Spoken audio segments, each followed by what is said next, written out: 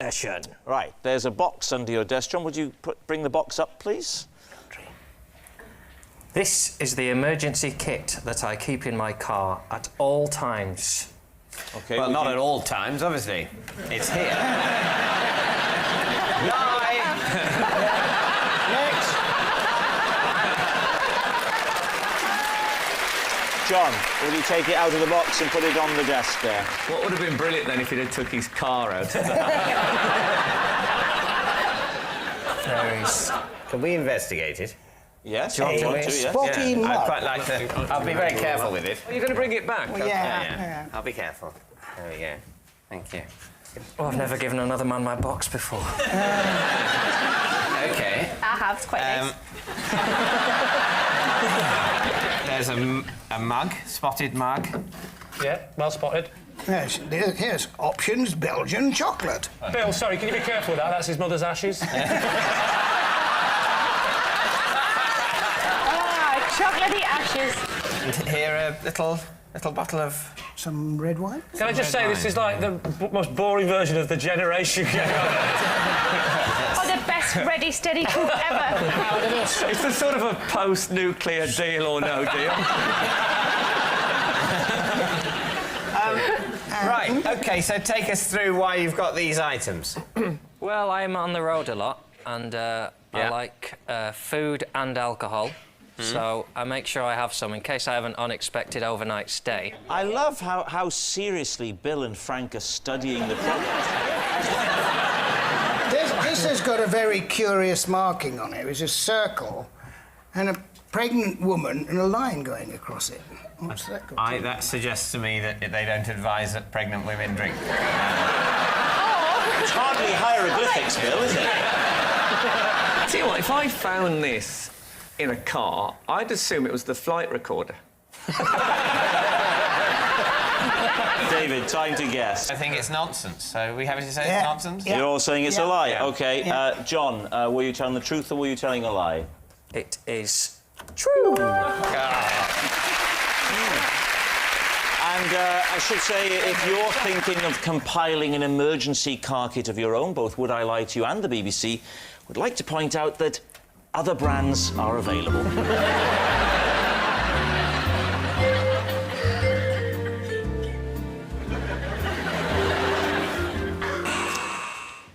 Yeah, I once guessed the exact number of sweets in a Mini Cooper and was awarded a prize by Britain's tallest man. How many sweets were in that car? Yep. I can't remember, actually. Oh, when was this? I would have been about 11. Can you give us a ballpark figure? It was something in the sort of 4,000 area, because they were quite... they were quite big. I don't think they were... 4,000 sweets in a Mini Cooper? I don't think they were How real sweets. They were probably, like, fake big sweets. Right. What sweet were they? What tipped you No off idea. to make you think that they was fake? They just looked too big for a mouth. If they're that big, you said about that big? Quite big, yeah. But I don't know, about, yeah. So they had massive fake sweets in a Mini Cooper. Yeah. I'm very suspicious of your story. Yes, you can't remember the amount, you can't remember the size. And where was this? Any recollection of the country? Or... Yeah. It was at Brent Cross Shopping Centre, and I won £100. What? That was the prize. £100? £100. What year was this? Oh. 83, something around there. Late 80s and 83. Do you know, one bit of advice, don't ever try and make it in politics. You haven't got a chance. And he knows.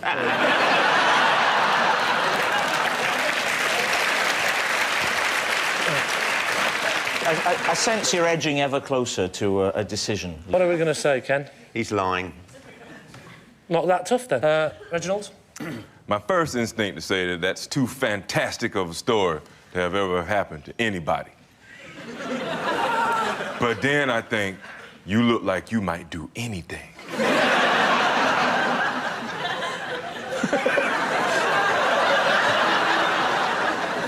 I'm gonna go with yeah. I don't know who to go with. Reginald with his suave charm. Or you. I'm going to go with Ken here and say that you are, in fact, not telling the truth. You're saying it's a lie. OK. So, Steve Mangan, truth or fiction? It is, in fact, the truth. No!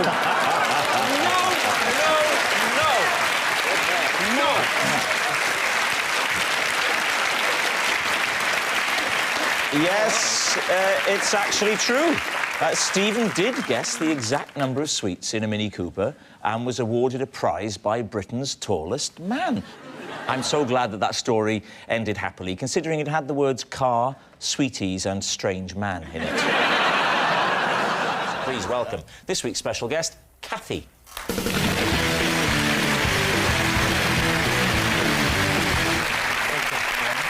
Welcome, Kathy. So, John, what is Kathy to you? This is Kathy, and we crashed into each other while we were both on our driving test. Sarah, how do you know Kathy? This is my friend Kathy. We fooled the newspapers into reporting that she'd been left under the spell of a hypnotist at a hen party. And, Lee, what about you? This is Kathy. She's the hotel receptionist that I had to phone from my room when I found a peacock in my hotel room.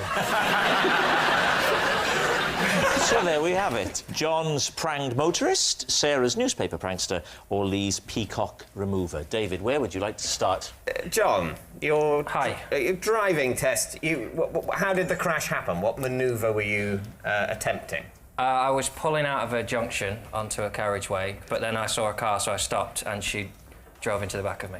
Basically, two driving tests in convoy, as it were. Yeah. Well, you do the same route from the same driving school, don't you? When you go to get your exam. Did you fail your test, John? We both had to have our tests annulled because of the accident. Annulled? That usually involves the Pope, doesn't it? When was this, John? I just had to renew my licence, so 11 years ago. 11 years ago, OK. Kathy hasn't changed the number in 11 years. She described it as weird, what had happened, and I remember thinking it wasn't weird. You hit me. So she said we should keep numbers, jokingly, and said, so that we don't get our test on the same day next time. Lol. Yeah. Did people say lol 11 years ago? Yeah, it was just coming in then. Right. Before we even knew you could write it down. Yeah. Sarah, why did you... what's the story here? What? The disinterested policeman. I think you mean uninterested policeman. All good policemen are disinterested. Yes, good point. Not an amusing point. But grammatically, an absolute belter. Yeah. What's the difference between what does disinterested Disinterested mean? means impartial. Uninterested means bored. I think I know which one the audience Sorry, please continue. So, Sarah, you fooled the newspapers about a hypnotist at a hen party. Fooled the newspapers into reporting that she had fallen under a spell put under by the hypnotist at the hen party. And what was the nature of the spell? What did Kathy think she was? Every now and again she would just burst into song as Madonna. So how did you then fool the paper? Did you just phone them up? Just phoned them up and told them, and... They printed it. They came out and did a photo shoot, the local paper. Did it end up in any national paper? Yeah, it ended up in most of the national papers. Seriously? Most? Yep. Was Kathy photographed? Was she in the paper looking Madonna-esque? Yes, she was. David, are you satisfied with your witness? Would you like to move on? So what about Lee? You found a peacock in your hotel bedroom. Yes, I found a peacock in my hotel room. Yeah. Did they have ornamental grounds? They had some sort of ornamental grounds to a degree. They definitely had peacocks. Did you hear the peacock? I woke up in the morning. It was ground floor, and you know, like most blokes who sleep on their own hotels, it can get a bit whiffy, all right? So I opened the French doors that were in the room. I opened the French doors.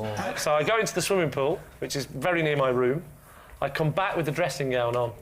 I walk in, and there's a peacock in my room. Yeah, did he do the thing with his tail? He saw me and he sort of went like that, and I think his tail went up a little bit, and then he sort of ran around a bit, and then he sort of got a bit flustered, and I tried to waft him out the door. Yeah. I was a bit panicking, because I know a peacock doesn't sound very threatening, but it's one of those things that in your room suddenly becomes terrifying. So, now you've tried to waft the peacock out, and then you ring reception, Kathy answers. Yes.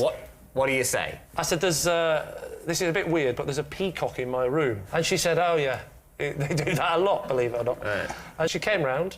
She sort of just literally sort of was more assertive than me. She wafted it with a bit more gumption. Stop saying waft. It was a bit more masculine than that. I said waft once, and you haven't let it go, have you? She used the pillow, made a few noises, and the peacock went out. The peacock went out, and then she even shut the doors for me. I was like, I could have done that. It was a takeover bid by the peacocks to distract Kathy. When she got back to reception, 50 peacocks there. This is our hotel now. I just think...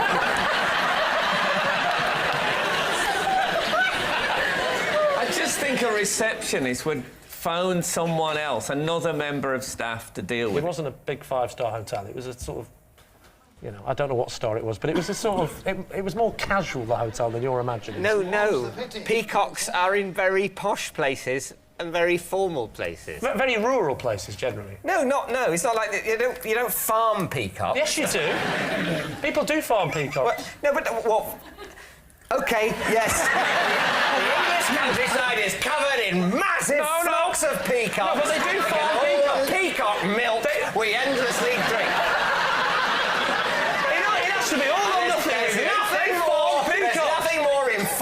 Laid back and basically hippie-ish than those hotels with peacocks milling around in and out of the rooms, and the occasional panicky comedian won't join in, won't pal up with the peacock. Say it, go on, I don't want to say it. Tries to waft it out. And the only member of staff in the hotel has to come and make noises with the pillow. Do you know what? And apologise to the peacock later and say, we won't let him stay here again. He's all stuck up. So, we need an answer. David's team. Is Kathy John's unfortunate learner driver, Sarah's hypnotised hoaxer, or Lee's receptionist to the rescue? Well, you see, if we take Kathy, though, as the core of this whole thing... Yeah. I think Kathy looks too alternative and cool to work in a small, anonymous... hotel. Do you know what I'd say to that, Frank? Have you ever noticed sometimes you're talking to the receptionist at a hotel and they seem one thing, and you see them in the local pub later that night, and they can be quite punky.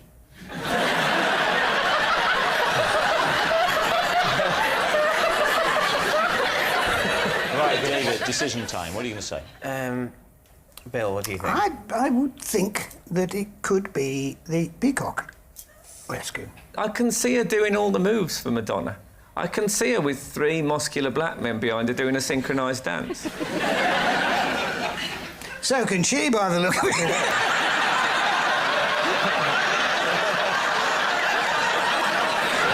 Well, I think it's Sarah's. I think it's a local paper scam. I think the local, that's what you're going for? Yeah. OK. Kathy, would you please reveal your true identity?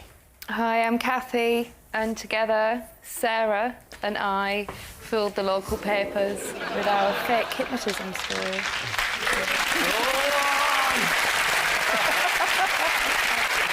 Wow. It was in the national press, it went in the Star and the Express, but it was biggest news on the Shields Gazette, where it was front page news. There it is. Thank you very much, Kathy. So please welcome this week's special guest, Gordon.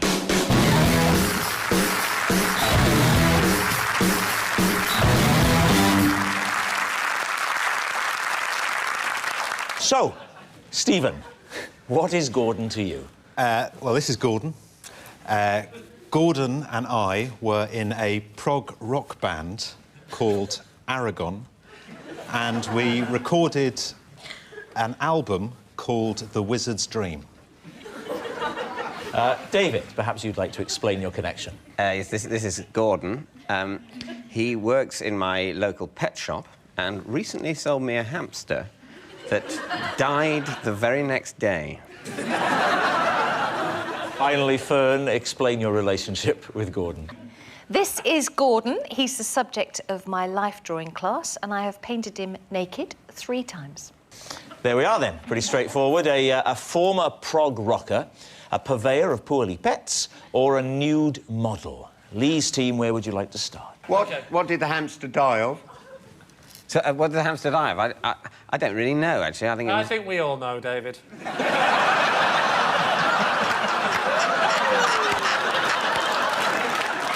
You didn't take it back and ask your money back or ask an explanation about why it died? You just brought the man who sold you the dead hamster on the show. That's justice. Who was the hamster for? It was for the godson of some friends of mine.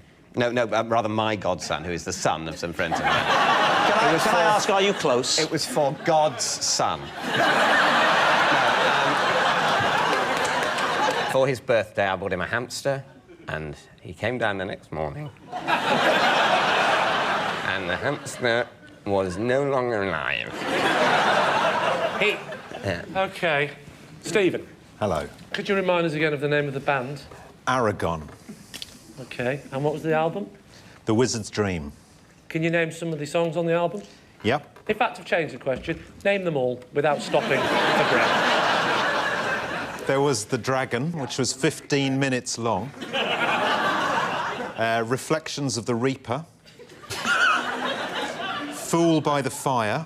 But there were 4 songs, that's 3. 4 songs on an album? Yeah, well, one was 15 minutes long. Which year was this? This was the early 90s, 1986. How many members of the band were there? There were 4 at that point. Could you name the other members? Yes. Do it. Right. See where you're going. Charlie Dilks. Yeah. Good old Charlie. And Angus Ford Robertson. And Fern. Now, you take sketches of this man here. So, what, you built up from fruit to flowers to his testicles, or...? We started on a ladder and a bit of fabric and paintbrushes and things, and then we moved on to, eventually, Gordon, and he was there for three sessions. OK, now let me ask you this. When did you do this course? 2 years ago I started, and I still do them. You still do them? Now, you get up and you rush off to the studio, you got 4 kids, and you have whatever extra things you do, and then you have time to go and paint men you don't know nuts. Well, it's only... It's 7 o'clock to 8:30. Really? Yes. Really? You very energetic woman, Fern. Do all that. Don't say thank you. It's not a compliment, it's an accusation. So, Lee's team. Is Gordon Stephen's ex-bandmate, David's hamster vendor, or Fern's nude model? OK, what do you think, Reginald? I don't think Fern had the time. I don't believe you would ever try to handle a hamster, living or dead. And I think it's you, because you and this cat here, Gordon, y'all got the same eyebrow.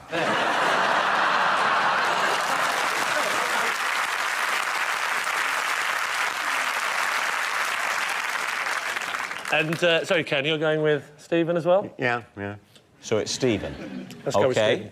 Gordon, would you like to reveal your true identity? My name is Gordon, and I was a guitarist in a progressive rock band called Aragon with Stephen, and we did record The Wizard's Dream. Thank you very much for coming on tonight. Cheers. Gordon.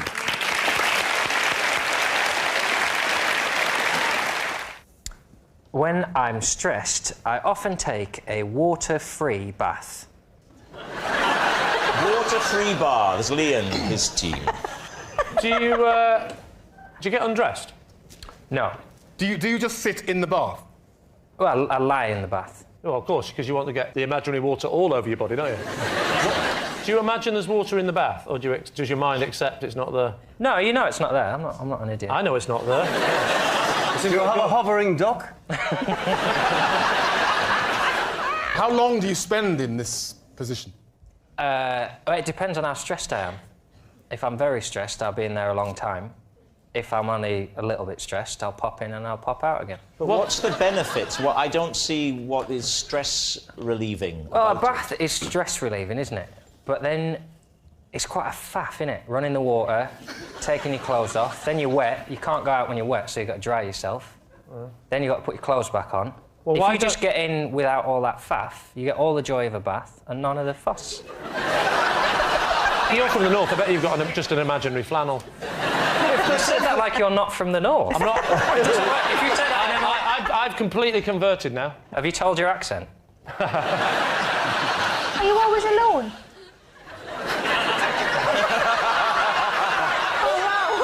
Sarah, do you mean in life or in the bath? Whichever one he wants to answer. You always should be in the bath alone. I think we'll all agree. John, do you do any, like, bath-related things when you're in the non-bath, or do you just shut your eyes and lie there? Sometimes I'll put my dressing gown on over me, or a big towel. Over your clothes? Over your clothes? Over me. I'll get into the bath. Oh, in the bath. Oh, right. Now suddenly got a bit more disturbing. It's a cabin. It's stress relief, isn't it? I don't just sit there, like, in the bath, like, you know, I don't smoke. But... You can have an imaginary cigarette if you're having an imaginary bath, it's fine. So what are you thinking, Lee? Does this smack of the truth? What do we think, David? I think it's total nonsense. Do you? Yeah. Putting the thing over your head, I think it would add to the stress as opposed to relieving it. I'm going for a lie. You're going for a lie? I'm going for a lie. Going for a lie in his bath, fully clothed. Actually, come to think, a fart's not going to be half the fun in this non-bath, is it? So we're going to say lie? Lie.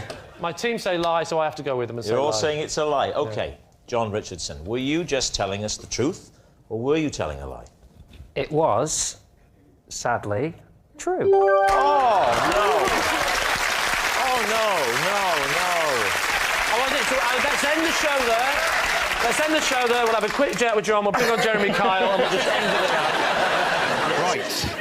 I have nicknames for both my big toes. Lee's team, what do you think? What's the nicknames? Leslie and Scruple. Oh, what? Scruple. Scruple? Yeah. Why Scruple?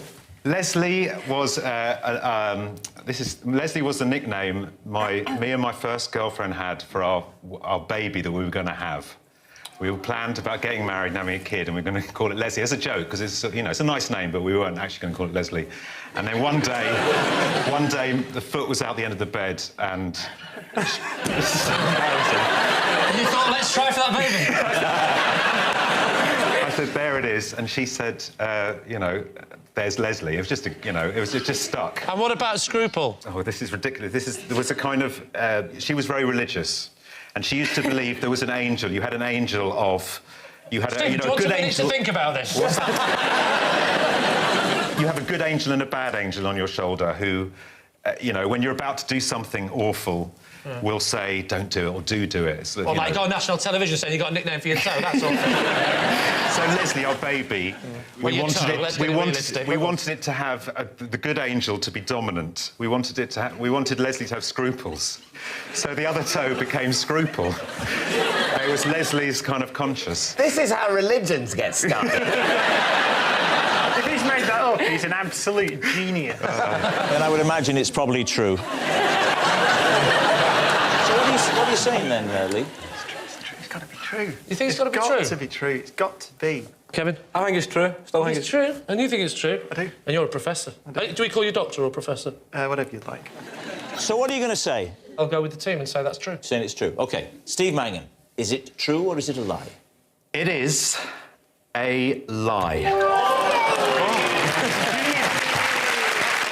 Well done. Very good. When I was a child, I was told to stop stalking a clown. Why were you stalking a clown? Because I liked him. How old were you, John? 9. What was the name of the clown?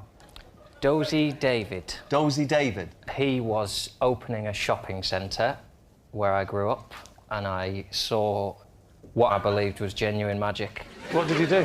He did card tricks, and he juggled, and he did jokes, made animals from balloons. What was the nature of your stalking? Physically following him or phoning him? Or... it was on the phone. How did you get his number? Because I asked for his autograph and he gave me his card. What, Dozy Dave? I thought for a minute then you were going to say, he gave me your autograph and included his number. OK. So talk us through then what happens. You leave it a day or two, do you? I or- left it a day or two because I didn't want to look Classy. you know. Give him a chance to get home in his car that keeps falling apart. So what did you do? Talk us through the first conversation. Well, no, that's the thing. He never answered his phone. So I used to leave messages. Hey, David, it's Johnny here from Lancaster. Just worrying if you're coming back and doing any shows or... OK. Give us a ring, we'll see what happens. He never rang back, so I had to ring him again, didn't I? Right. And how long did this go on for? Well, a few weeks. How many times How in often? those few weeks did you ring him? I would imagine it was something like every other day. And was it the same messages or was it getting steadily more menacing? Were you going... Now listen here, Dozy Dave. If you don't call me back, I know where you live. I've got your address on the card. I've got your number. Yeah? I'll come round your house. I know where you keep your balloons. If you don't call me, I'll get a bucket of confetti and I'll throw it right in your face and you'll think it's water. And what's worse than that? Just watching you. Yeah, what's worse? I'm gonna come round and mend your car. Did this carry on long enough that the message, your voice was getting deeper and deeper? Now listen here. This has been 23 years. How'd you make a poodle out of a balloon?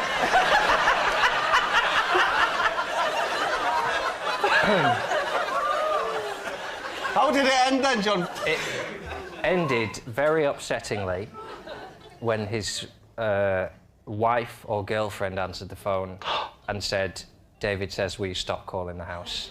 Oh, this is a heartbreaking story. Lee, what do you think? Could that tale of woe be true?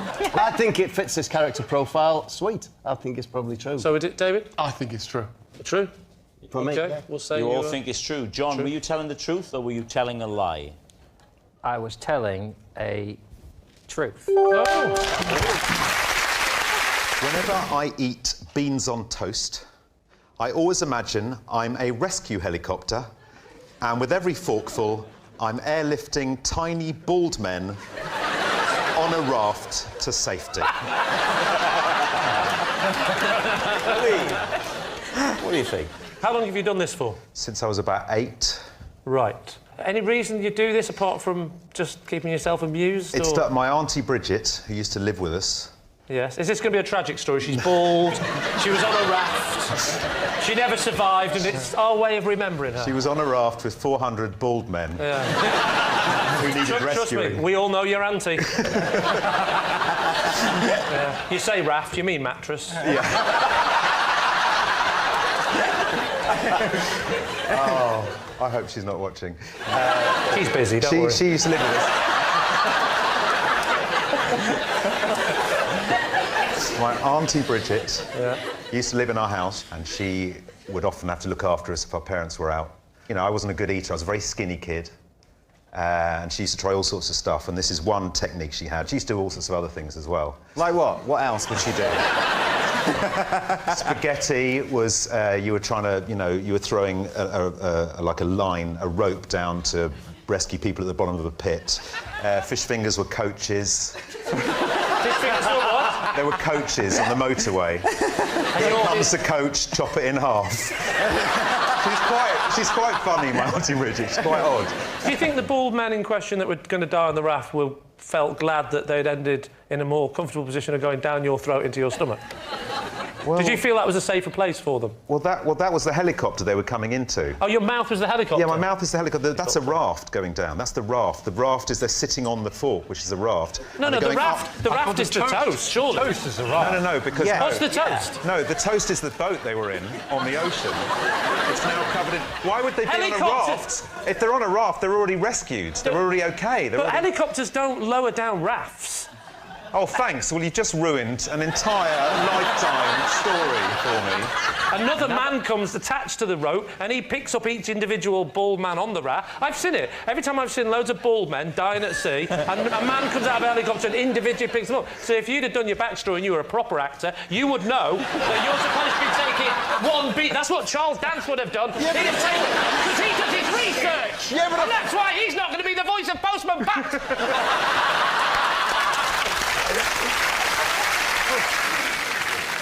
So what do you think? What do we think, Charles? Are we buying this story?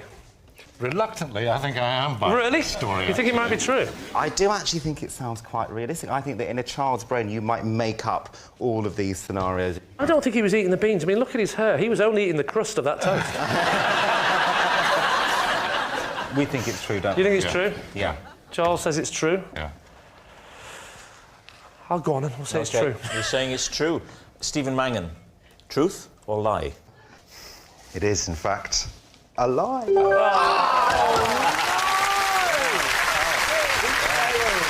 Yes, it's a lie. So, please welcome this week's special guest, Hannah.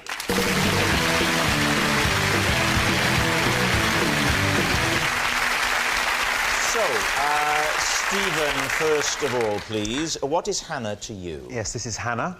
We used to bamboozle our miserable neighbour by adding an item of clothing to his washing line after he'd pegged his laundry out. Izzy, how do you know Hannah? This is Hannah. In order to impress a boy, we once competed to see who could eat the most ants. And finally, David, your relationship with Hannah. This is Hannah. Last year she bought a pub and named it the Mitchell and Glove. And I gave her my blessing to use my face on the pub sign. Please, team, where to begin? Why is it the Mitchell and... What does the glove come into this? I think it was originally called the Boxers. As in the dog or the fighters? As in the gloved fighters. Well, it's an obvious progression, isn't it? Yeah. Boxing, David Mitchell. I think she was very keen to change the image of the pub. And do you know why Hannah chose you? I think she, if you can believe it, she's a fan of my work. Right, OK, But so she's a fan. It's a lie. Move on. Have you been to the Mitchell and Glove? No. Where is this pub, David? Which part of the country? It's in Swansea. What? Swansea?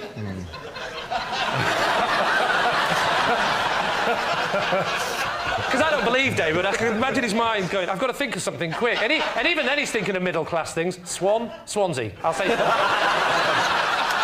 Is it themed inside? I'd be very hurt if I'm not on all the menus. It's a gastropub, is it? Not in Swansea, no. I believe what it is a flat-roofed pub. One of the reasons I think it's named after me is that I wrote in my book that I had a theory that flat-roofed pubs are always bad. So basically, you'll never get nice food in a flat-roofed pub. You might get eaten by a dog. And Hannah said, this is going to be a nice flat-roof pub that does nice food. All right. By which I don't mean a carvery. You don't like carveries? No. What about Stephen Mangan's? What was yours again, Steve? We used to befuddle, well, annoy our miserable neighbour by putting items of clothing on his washing line after he'd pegged his laundry out. Yeah. And where was this? Crouch End. And when was it? Oh, 15 years ago, probably. And what's your relationship with Hannah? Yeah, Hannah is my mate James's younger sister. But was she living with you? She was, there's three of us in the house, yeah. What kind of thing did you used to put on there? I mean, just shirts? Or... Well, it started one day. He came round and complained, and we were sitting up in her bedroom looking out the window, and he put his washing out, and I said, I'm going to go and put a sock on his washing line. He liked everything to be very precise, and what he'd do is he'd come in, and when he'd take the washing off, we'd watch him every day, he'd fold it, he'd put all the socks together and put them in the washing, you know, rather than just chucking it all in and then doing it in the house. Sorry, the person next to you is thinking, what's wrong with that? So we put a blue sock on, went up, and then he came out and he put all his washing away hours later, and he was like... And it was just very fun. We just found it. I mean, it doesn't sound funny now. In total, we found it hilarious. In total, how much did he put on? Well, it went on for about 6 months. I know. We'd go to charity shops and buy stuff to put on his washing line. I know Gok's going to ask it, so I'll ask it for him. On a Sunday, did you lay out the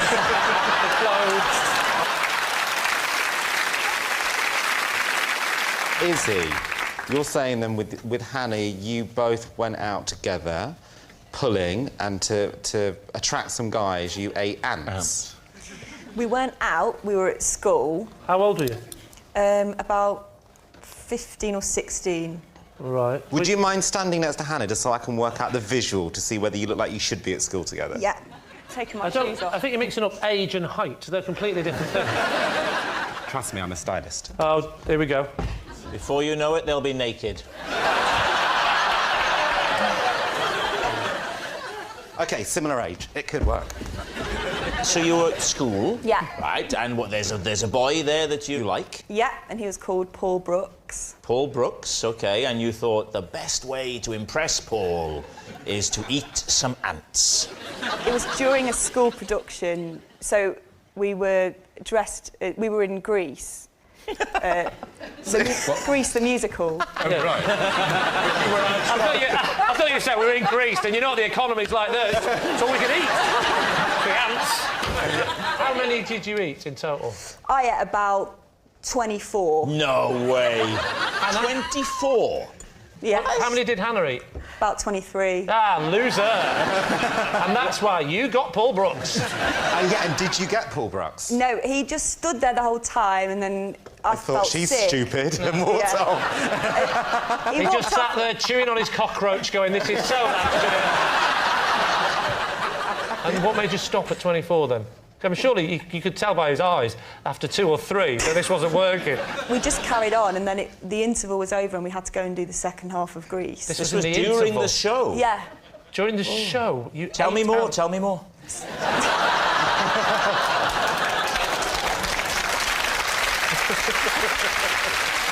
Well, we need an answer here, so Lee's team. Is Hannah Stephen's washing line prankster? Is his fellow anteater? Or David's pub landlady? What do you think? We can rule out the strange theme pub. Oh, thanks. Yeah. Well, you know, I'm sorry. What is it about my face smiling politely next to a boxing glove that makes you think people won't want to get drunk? I think it's Stephen. I think Stephen's telling the truth. You think Stephen's telling the truth? Charles? I think he probably is, actually. You think it's Stephen? Yeah. I think it's Izzy, but I will go with the majority. Well, then I've got someone to blame. OK, so, Hannah, would you please reveal your true identity? My name is Hannah, and in order to impress a boy, Izzy and I once competed to see who could eat the most ants. Thank you very much, Hannah. On a camping trip, I won an award for having the tidiest tent, even though I'd wet my sleeping bag. These teeth. True. Was this as a child, or was this recently? No, I was a child. How old were you? I guess I was about 6 or 7. And was it the Scouts? No. What was it? It was the Woodcraft Folk. What? The Woodcraft Folk? What kind of organisation is that? It's like the Scouts. Is it literally about going away to craft wood, to make things out of wood? Is it more about just generally lighting fires and... It's woodcraft in a more general sense. What exactly is woodcraft in a general sense? It's, well, you know... How do we know, John? 'Cause I don't think you know. It's... wood... Do you want to change the name of the organisation? That's what they say at every meeting of the Woodcraft. So the Woodcraft folk, they head off into the wood together, they find a clearing, they set up camp, and what sort of things do they do? We might spot birds, we might rub trees. Do you ever spot trees and rub birds? Only if you don't want to get your tree rubbing and bird spotting badges. So there are badges? Yes. Okay. Yes, there were badges. What badges do you have? Well, first badge would be sewing badge, obviously. Otherwise, all subsequent badges would fall off.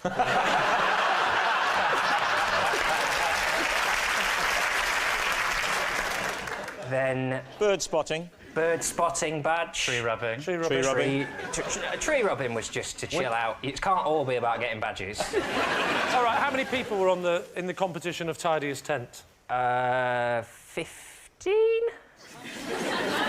Did you just suddenly go back to childhood with that? 15. That's more like it. So, 15 kids, all trying to have the tidiest tent. Well, not exclusively, but we stayed in tents, and to instil an atmosphere of tidiness, every morning there would be tent checks. Tent checks. And whoever's tent was the tidiest would be How rewarded. many boys per tent? Not just boys.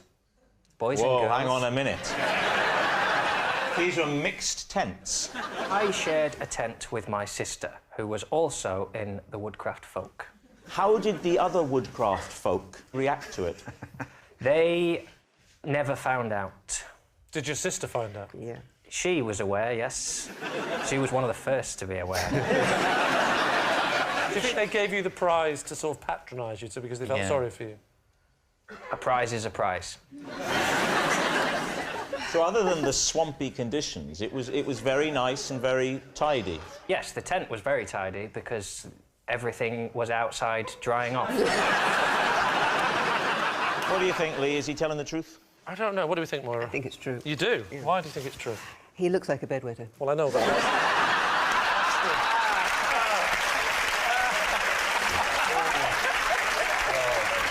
So the worst thing is, when you say it, it sounds like news.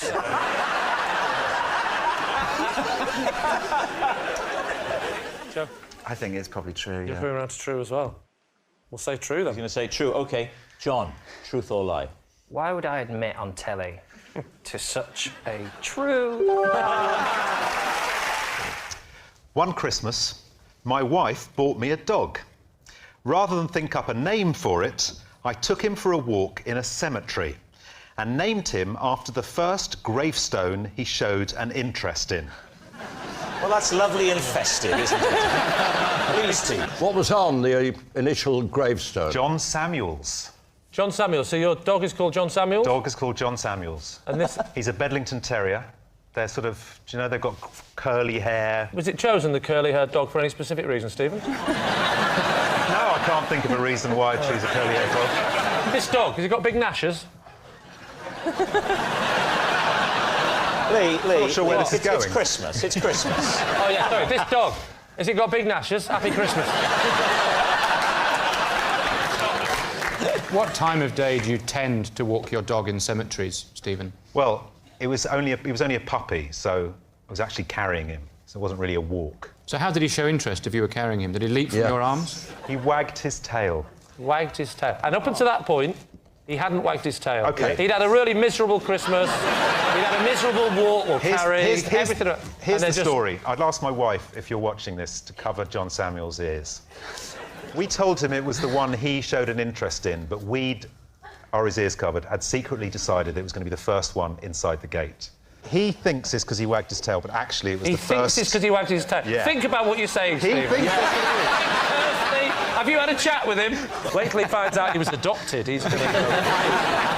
Tell us about the lovely, heartwarming scenario on Christmas morning when Mrs. Mangan whipped out a puppy for you. I mean, was it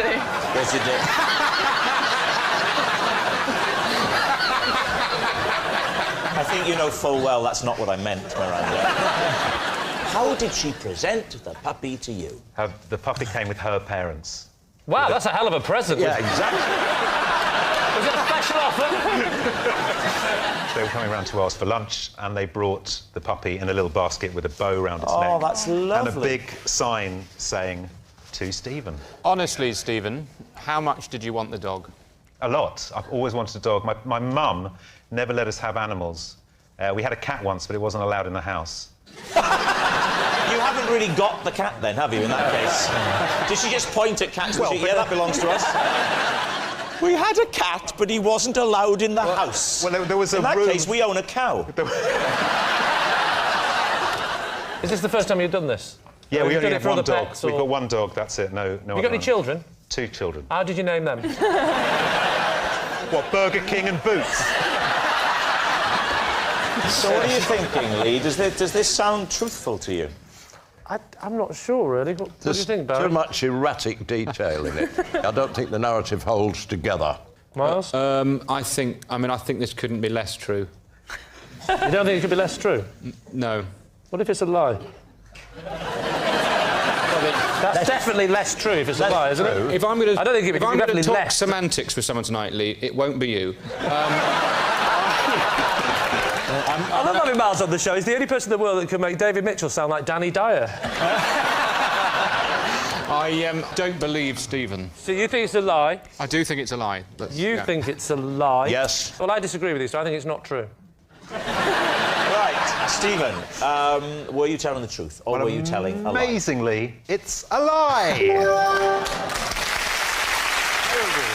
After just one lesson, I had to give up learning the guitar because I found my teacher too good-looking. David, Steve. How old were you when you had these lessons? 30... something. I'd say it was 3 years ago. It's well known you can't learn anything after the age of 27. That's it. Whatever you can do when you're 27, that's what you do. Forget anything else. How is parenting going, Dave?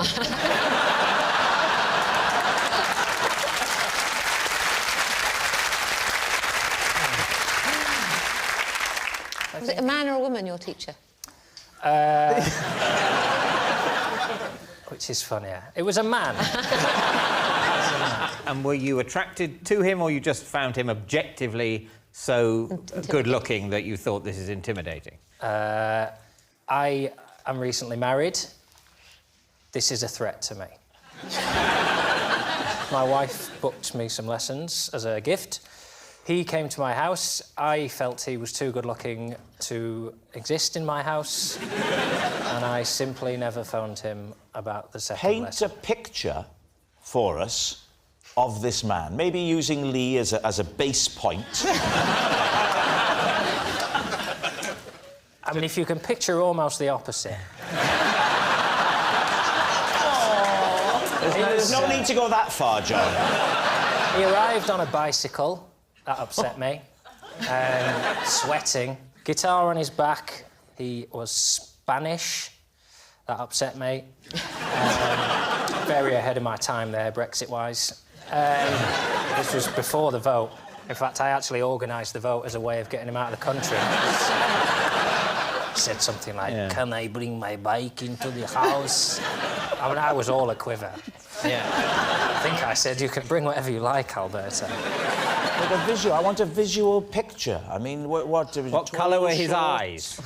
Have you ever seen a sunset? Was your wife clearly thrilled to see him? She was upstairs, luckily. And why the guitar? Are you into guitar, or did she just want you to play guitar? I want to learn the guitar. You don't need to learn an instrument to be in a band, do you, Aston? You can sell, like, 10 million records without playing a guitar, so you'll be fine. Boom!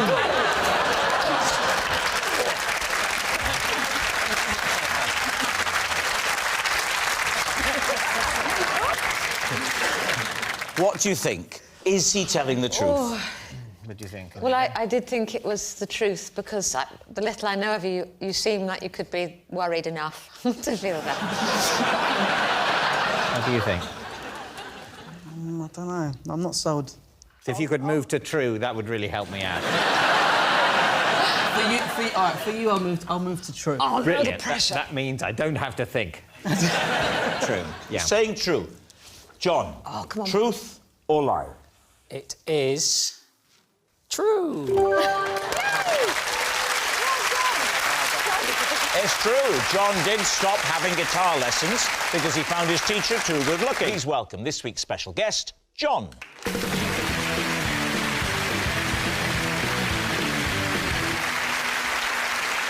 So, Sheila, what is John to you? Well, this is John, and he disrupted a show I was in with an explosive attack of the hiccups. Stephen, how do you know John? This is John. We once spent an hour hiding from a piece of rope because we thought it was a snake. And finally, David, what's your relationship with John? This is John. I was the only person to attend his neighbourhood watch meeting. So we spent 10 minutes drawing a map of the road, then gave up and watched an episode of Knight Rider. So there we have it. Lee's team, where to begin? Should we start with Sheila? Yeah. What was the show? It was a musical called Grey Gardens, which I did last year at Southwark Playhouse. It's a fringe theatre, so the audience are right on top of you and you can hear everything. And at the beginning, I could hear this person sort of suppressing something, like that. And then there was a really quiet moment and he had the most terrible attack of hiccup. It was like as though he was choking almost. So eventually... Sorry, eventually? You thought he was choking and you did something eventually? No, I knew he wasn't choking, but he was making a choky-type noise. OK, all right. So I had a glass that was supposed to be whiskey, but was actually water, so I went over to him and I made him drink out the back of the glass when the audience were applauding like mad. What was your character? I was playing this old lady, and it's the story of these two women. They were discovered surrounded by cats and animals. They're probably locked out. Stanley. I'm curious as to how long it was before you stopped the show. I mean... Well, I let it go on for about 2-3 minutes. And what were you doing at the time? I was singing. I was trying to sing. You were in the middle of a song? Yes. What was the song, Sheila? So I love you, I love you. It's a song that she sings to her daughter. It's a very poignant moment. But you can't do a poignant moment with someone going... No, I'm kind of surprised. To be honest, I'm kind of surprised that John didn't take it upon himself to leave the theatre. He was embarrassed, poor darling. He's stuck in this show. So you thought you'll help him with his embarrassment? I sort of by did. making him drink upside down with a glass of water? No, I knew the audience were getting really aggressive with him. As What were they doing? Well, But you said they were they're going getting shush, shush, like that to it. But they must have known that it's an involuntary action and he's not doing it But deliberately. audiences are like that. If in a lovely moment they were enjoying the show and suddenly this idiot's going... So they go, shh, and he's going... Are you sure it wasn't like the house version of the song? It's a bit more garage.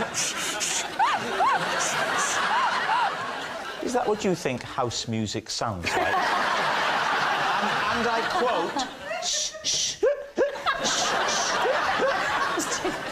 I would say, of all the genres of music, although house isn't close, it's the closest, unless you can tell me what that is closer than. I would say it's a very experimental, avant-garde, East Berlin in the early 30s. I certainly wouldn't call it house music in a desperate attempt to get down with the kids. I don't think 1930s East German is actually a genre of music. I'm saying... You give me a decade and a country. Yeah, in fact, you've also given a country that didn't exist in the decade you've given. Well spotted. Well spotted. But you noticed that Lee didn't spot it. Right. Who would you like to quiz next? We'll go with Stephen, shall we? Just remind us, Stephen, just to refresh our memories. This is John. We once spent an hour hiding from a piece of rope because we thought it was a snake. Where were you? We were in California. Right. And how do you know this gentleman? I'm related to him. In what how? Well, some of our relatives were, you know... We're cousins. You're cousins? Yeah. OK, so you're in California. Yeah. And what are you camping, are you? We're camping. What age were you? I was 19. Oh. Who was camping? We were. Just the two of you? Just the two of you. Just the two of us, yeah. And Yellowstone? No. Yosemite? No. Big Sur? No. Doesn't matter what type of snake it was. So who spotted it first? We're in a tent, and I wake up, and we're in the woods, and it's California. Oh, you're not a campsite then? You're just going Not wild? on a campsite, no. OK. And I see a snake on the roof of the tent. So you saw the shadow, the silhouette? We saw a shadow of a snake. So I say to him, I think there's a snake. He says, I think there is. Yeah. But it wasn't moving. But we watched it because we thought maybe it was asleep. How long did you watch it for? For about 40 minutes. Right. And you were too scared to, like, try and sneak out the front way and run? Well, we did come up with a plan. Oh, OK. Which was one of us was going to hit it and knock it away from the tent. And then it would fly away, and then we'd dash out the tent. Hit it with your bare hand? I think it was a pillow, actually. You took pillows camping? Don't you? So one of us hit it. Yeah, with a pillow? And the snake flew up in the air and then landed right back down on top of the tent. when it's settled and it's still again, you now know it's definitely not a live snake. No, we think it may have been stunt. Which one of you hit it? I'd be lying if I said I remembered. Probably John. Probably John. Probably John. I mean, well, you see, it's not easy. It's not easy to remember blood relatives, is it? So what happens next? We decided one of us had to dash out of the tent and then see what the situation was. And who did that? And John very bravely said he would do it. So quietly we got out of our sleeping bags. And to get him a quick exit, I helped open the flap and he jumped out. And then he turned around and he went, "You won't believe this. It's a rope." OK. Mark, you seem to find a potentially life-threatening situation rather amusing.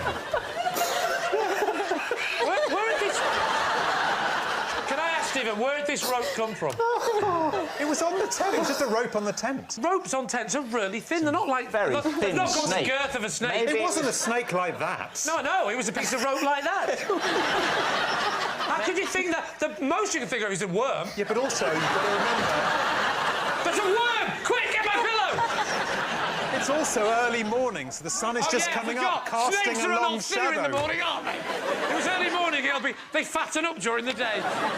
That's a little thin bit of rope. That's nothing like a snake. Unless you'd have said the shadow had somehow made it look That's what I'm bigger. saying. It's early You didn't morning. say that. It's early morning. The sun is low. I said that. He did say that, Made it although... look, I mean... Sometimes Lee doesn't totally listen to everything other people say. It is true. That is a fair point.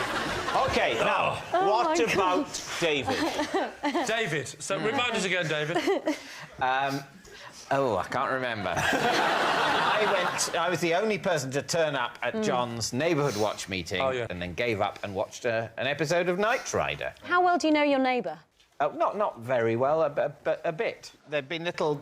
a sort of photocopied note had gone round about this meeting. A photocopied note? It's email these days. Yeah, but how do you know each other's emails before you start Neighbourhood Watch?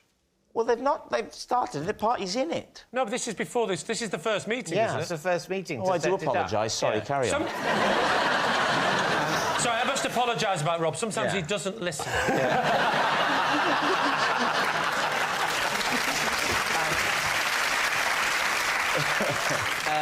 And anyway, so between me and my wife, we decided that one of us should go. And we thought that, and she thought... It should be you. And it turned out I thought that too.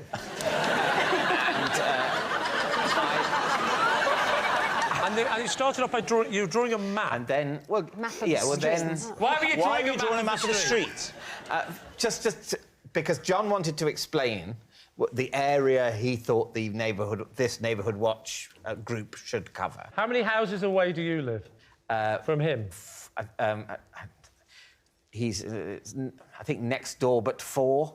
Next door but 4. So let's say 5 houses away. Because that's a very weird way to describe. I've never heard anyone say he lives next door but 4. It just somehow doesn't work. Next door but 1 is the limit to how much you can use.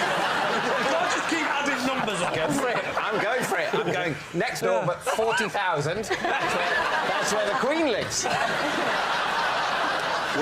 Was Knight Rider on telly or did he have it on a DVD? He had it on a DVD. So I'm a massive fan of Knight Rider. I've got all of them. Which one was this? Which what? Which episode? You know what? You understand the question. I don't remember the title of the episode. No, but what happened in the episode? I'd be interested to hear this. Michael Knight. Settle down, because this will be very interesting. He's driving along. Michael Knight, that's a good start, Michael Knight. As I remember, he's driving along and he in kit. Right. And he's driving absolutely on the speed limit. But not above the speed Even limit. in your anecdotes, health and safety is important. It's important to the plot. Yes. He's driving it, and it says on Kit's digital dial 55 miles an hour, which is the speed limit in America. And the police pull him over. It turns out that he is driving over the speed limit, but there's something wrong with Kit. He's all askew. Hang on, I'm just trying to remember the episode of Knight Rider where the story was about the speedometer being slightly broken. That's a coincidence, because I'm trying to do the same thing. All right. Wow. We need an answer. So, Lee's team. Is John Sheila's helpless hiccuper, Stephen's cowardly companion, or David's night-riding neighbour? What do you think, Mark? It seems to me you can drive a bus through the holes in all three of them. I don't know. Stephen's snake, he had me until the pillow. Yeah. I just don't think David, even though he's a really nice man, I just don't think he'd have the patience. I'll have to pull you up on that.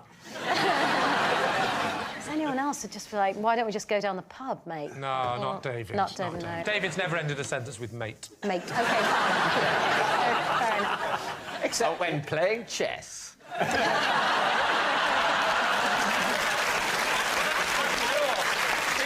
for you, David, that was quite middle class. Fair enough, you've won, mate. And what about Sheila, the fringe theatre with the hiccups? If I had the hiccups for 2 or 3 minutes, I would leave. Yeah. It's very difficult in those sort of theatres to get out. Yeah. They were trapped. They were trapped. Well, but that's a fire and safety nightmare. I'm just...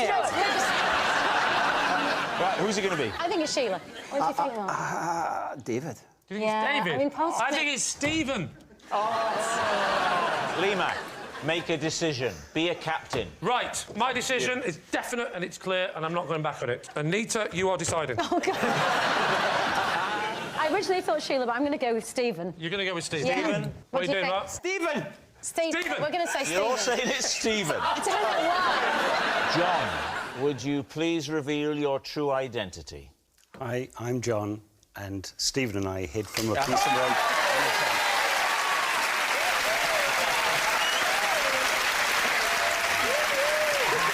Yes, John is Stephen's cowardly companion. Thank you very much, John. When I present a show for the first time, I like to wear red underwear.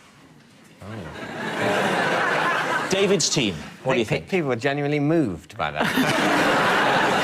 Why? Red is a colour synonymous with luck and fortune, with the Chinese, anyway. And I...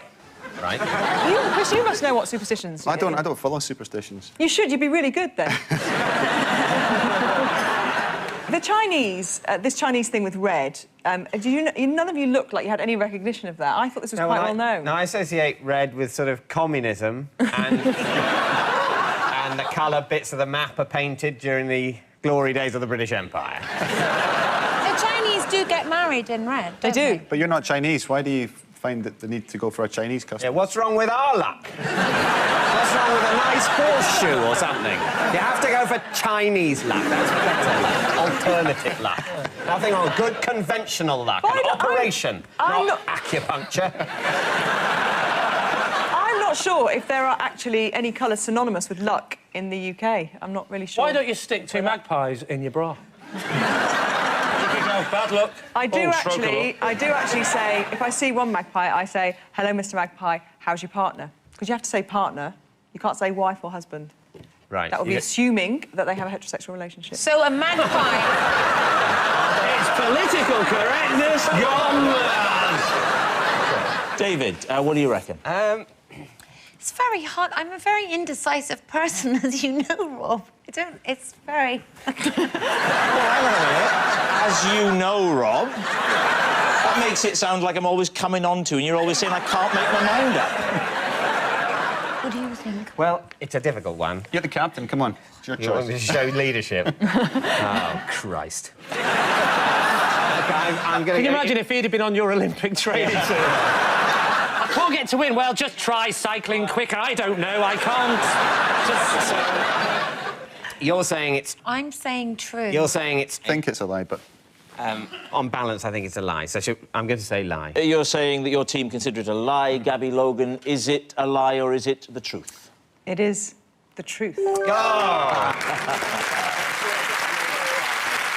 Yes, it's true. When Gabby presents a show for the first time, she does like to wear red underwear. Actually, when I'm presenting, I like to wear my lucky pants. I've had them for 10 years and I'm sticking to them. I once had a snog with one of the people here on Would I Lie to You Tonight? Whoa! One of us 6. Yeah, 6. Hang on a minute, I'm here as well. had 6. It could have been me. She didn't snog herself. That's true. That's true. Oh, God. Oh, my word. I think my poor grasp of mathematics has never been more cruelly exposed. So one of us 6 people... Why am I saying one of us 6? I know it wasn't me. One of them 5... Was it you? It's true. No, I'm Spartacus. You see, I definitely... Very awkward if all 6 of us have snogged her. But she could only remember one. If it's true, will the person remember, or is it like a drunken thing, or...? I don't know if they will remember. This is getting awkward. If this is true, this could be very awkward. I don't know. How many years ago? I think it was in 98, so 15 years ago. Just a snog? Yeah. Oh, it's going to be David at university, isn't it? Why, did they go to university together? They're both Cambridge, aren't they? We did. Yes. And were you in the same... No, You've got plot thickens. David is quite a lot younger than me, so... but were you still hanging around the university? trying to prey on freshers in Freshers Week. What you haven't said yet, Mel, is you haven't really painted a lovely picture for us of the circumstances, where you were. Yeah. Just talk us through that. It was a works do. Not me. I've never worked in my life.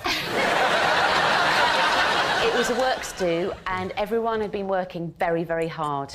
It was a long series, and it was the end of term party. Stop end of looking series at me, party. Mel. What was the series? It was the England rugby team 2000. Was it a test series? It was a show back in the late 90s. Was it Late Lunch? It was called Late Lunch. So the show you did Late Lunch, was the person you kissed a guest on the show, or were they a regular on it, or...? No, we were colleagues. This is a totally new type of round. This is... You stop trying to work out whether it's true or not, just who it was. Yeah. Who was it? Wait, who was it that you kissed? Was it Rob? Please tell me when you kissed him he didn't do that. Who was it that you kissed? Dermot. It was Dermot. Dermot? It was Dermot. Wow.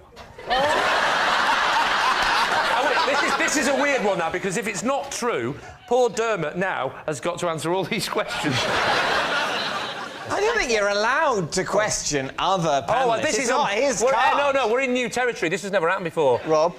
My proclamation is thus. You can quiz O'Leary. However, he doesn't have to answer unless he so chooses. Well, to be fair, that's true with everyone. We're going to be legally required to speak. If you want to make people talk when they don't want to, you have to waterboard them. I'm happy to waterboard him if you want to... Mel, what was Dermot doing in this show? Dermot was the guy responsible for getting the audience in. Has Dermot said if he remembers this? Dermot, do you remember this? That would scupper my team's chance. I can't answer that. Yeah, that's handy. You mean no? So you were working on... I was working on London. What was your position? I was sort of audience researcher, so... Oh, that's handy. Just what she just said, yeah? In 1998, were you in a relationship, or is it OK to push you on this? I'm not sure. You said at the time, Dermot, that you weren't in a relationship. Oh, well, he can't have been then. Yeah. OK. So what are you going to say then, Lee? What are you thinking? That's an interesting one, this, isn't it? What do you think? It feels plausible. Do you think? It's plausible. It is plausible. Definitely plausible. I just think O'Leary's been too kind of reticent on the details and the facts. Yeah, but is he? It could be awkward because he doesn't remember, or he remembers very well and he's trying to play for his team. Gentleman doesn't tell. I think it's a lie. You think it's a lie? Based on O'Leary. Matt, what are you thinking on this? I'm not sure. I don't think the dates fit. Lie. Well, go with lie then. You're saying it's a lie? I think it might be true, but I'm going with my team and saying lie. Mel, it was a wonderful, wonderful tale. Was it true, or were you telling a lie? Well, Rob, gents, Dermot, I was telling the truth.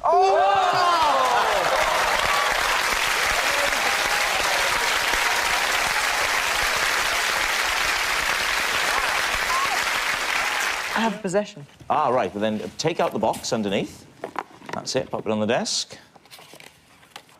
These are some of the birthday cards that I've posted to my pets. OK. Without looking at the cards, can you tell us which Oh, no, the pets are? these are all sent to Sydney. No, hang on a second. That's to Jodie. Who's Sydney? Sydney's the dog. Right. Jodie. Jodie Marsh lives in a basket under a bed. Jodie's the rabbit.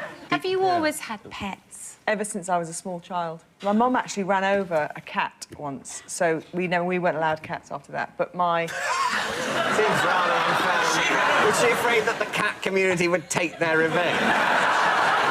Can we ever look at the cards? No, you can't. No. You can look at them if you want to. Chris, would you Sorry, get them Chris. so we can all enjoy your thighs? Thank you. Walk across the stage. You can't read look them, at you the can just look thighs. at the front. You can take them and read them, do whatever No, you you want. can't. Yes, he can. Touch those No, you cards can't. and you'll be cycling on the other side You of your can't. face. The rules of the game say you can't. If you think that's going to stop me, you are so mistaken. Give them over. Hand them over. Gabby, hold on to your principles. I can't find them. Cards now. Thank you. Now, it's a shame we had to do that, wasn't it? We might as well, now we've... Well, this one is to Michael. Is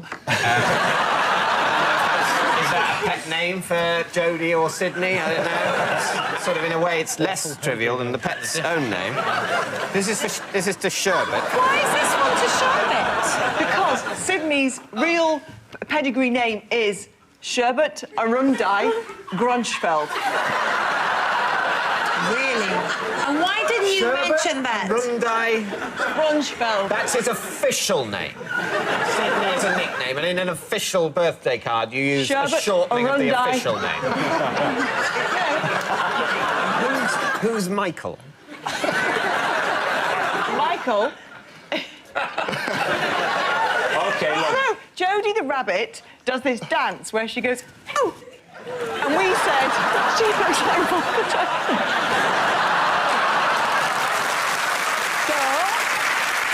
So, David, what are you going to say?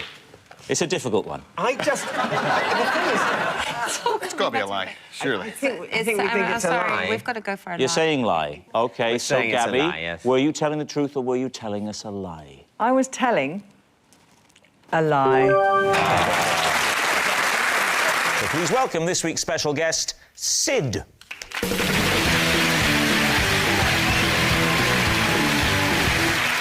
So, Chris Tarrant, what is Sid to you? This is my dentist, Sid, and I had to drive her to A&E after biting her finger during a checkup. Right, Mel, could you explain how you know Sid? This is Sid. We once posed as members of an orchestra to gain backstage access to meet our idol. Finally, David, what is your relationship with Sid? This is Sid. Last year... Sorry. There's something about you that I don't think you know any women or anyone called Sid. In which case you'll be saying that it's a lie. Correct. This is Sid. Lie. This is Sid. Last year, she rescued me when a seaside donkey went haywire with me on its back. Can I just say, I retract my earlier comment, true. So, there we have it. Chris's disgruntled dentist, Mel's orchestral imposter, or David's seaside saviour. Lee, where do you want to start? Where should we start? Let's start with Chris. What was she doing that made you bite down so hard?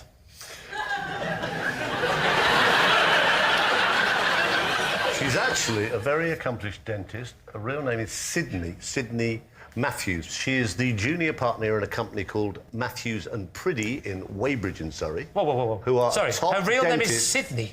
Sydney. Sydney, girl's name Sydney. I couldn't understand what he was saying, but now someone shouted it really loudly in Welsh. It's a lot clearer. so, sorry, Chris, say it again. I fix up to go and have a temporary crown taken out and put the proper one in. Oh, yeah. Coronation, was it? You're getting above yourself, Tarrant. So she starts doing this little bit of drilling, and of course you've got so much drilling in now. I'm going, it really hurts, I want to unattach it. And she said, what? At which point I bit her finger, in fact 2 fingers, really quite badly. And she is pouring blood. And has Sid treated you since? No, but she's due to in about 3 months, so I'm trying to be quite nice to her. Right, do you want to move on to another suspect? David, what did it do, the donkey? It ran suddenly in one direction with me on its back. No. Yes. Where were you? I bet he says was on the- Blackpool.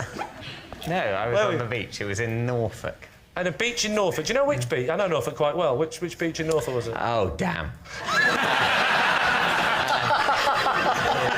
It was Great Yarmouth. When was this? It was last year. Do they let adults ride donkeys? Good question. Ask him. Yes, they do. They did.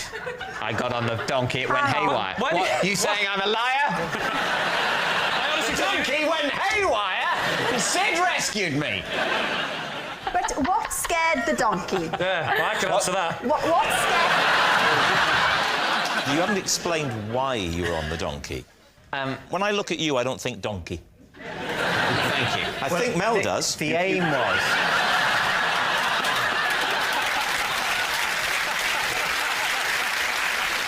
One child of some friends of mine wanted to have a donkey ride and then sort of was a bit nervous of the donkey ride.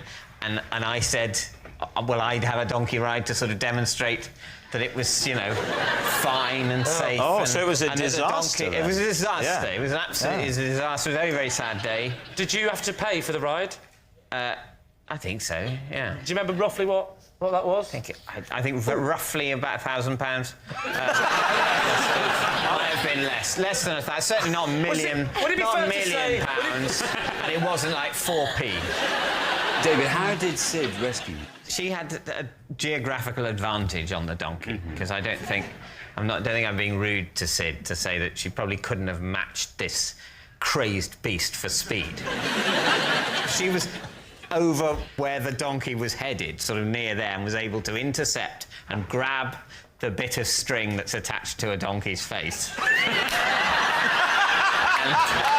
It's like having Zara Phillips with us, isn't it? Yeah. It really is. I've literally never seen a donkey in your life. Right, what about Mel, then? Just remind us again of your story. This is Sid. Yeah. And we once posed as members of an orchestra. Yeah. To meet our idol. Right. Who's the idol, just for fun? Leslie Judd, the ex-Blue Peter presenter. Don't need to tell me who Leslie Judd is. So does Leslie Judd also play in an orchestra? Not that I know of. What was she doing there? What was she then? doing there? She was hosting the event. Where was it? It was in Oxford Town Hall. And you were how old?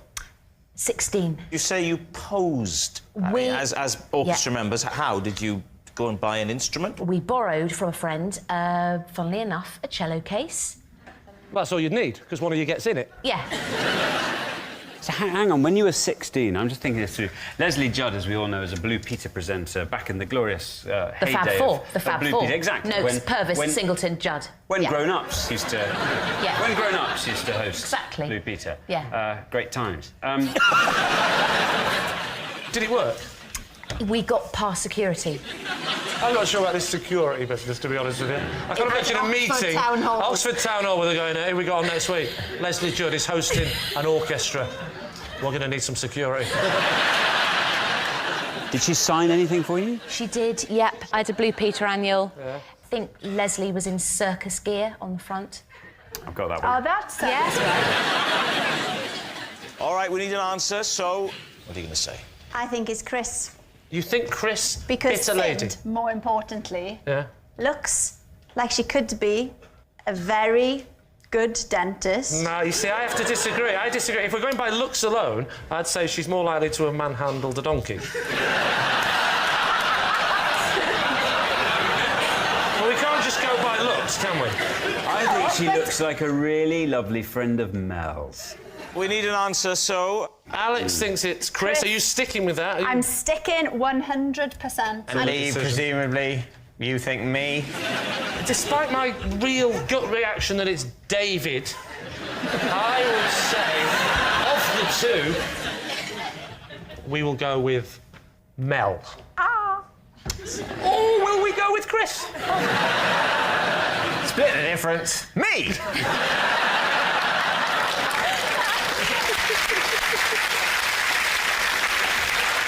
Go on, let's say Mel. You're saying Mel. OK, so, Sid, would you like to reveal your true identity? My name is Sid, and Mel and I posed as members of an orchestra in order to meet our idol. When I want to remember something late at night, instead of writing it down, I just grab an object from my bedside table and throw it across the room. There we are. Lee, what do you think? So what's the theory behind that? Well, I think that if I throw it in the morning, I'll remember what it was that I was trying to remember. So, for example, if you were lying in bed and you were thinking, I must remember tomorrow to pick up the pillow, you'd get the pillow, you'd throw it... Have you experimented with slightly easier techniques of remembering stuff, like pen and paper, maybe? It is quite odd to throw things, but actually, in a way, having a pen and paper next to your bed, I would say is odder. I'd be more freaked out like it was some sort of marking system. Is that why there's pen and paper next to the beds in hotels? It's in case people want to mark each other. It's not just for countdown, David. When was the last time you did it? Do you remember? No, I was just... Sorry, what was that? That was an odd moment, wasn't it? First of all, we're trying to work out which of the two of you she's looking at.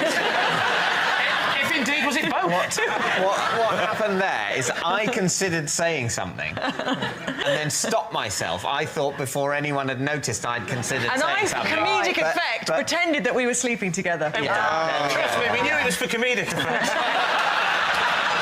Yeah, it's the only reason anyone ever does sleep with me. So, no, the last time that I did it was to remember... I think I hadn't done my kids' school lunch boxes, so it was to remember to do their lunch boxes. Right. Does it have to be something related? So if it's to remember to book a taxi, do you throw a model taxi onto the floor? Is it something that will there be a clue? Will the clue be there as we go through? The clue is when I'm doing David Frost. Somehow, when I trip over them in the morning, it just immediately triggers. So, Lee, what's it going to be? I think it's a 50-50 one, this. Yeah. Oh, 50-50. no. Sorry. What would your percentage balance be? I think 100% it's a lie. That's a big call. Which way are you leaning, Christian? Oh. Oh, for heaven's sake, please, must this be a festival of smut? I suspect it's probably true. I think I'm going to lean more towards Christian and say that is true. You're saying true. OK, Gabby, were you telling the truth or were you telling a lie? I was telling the truth. So please welcome this week's special guest, Shailene.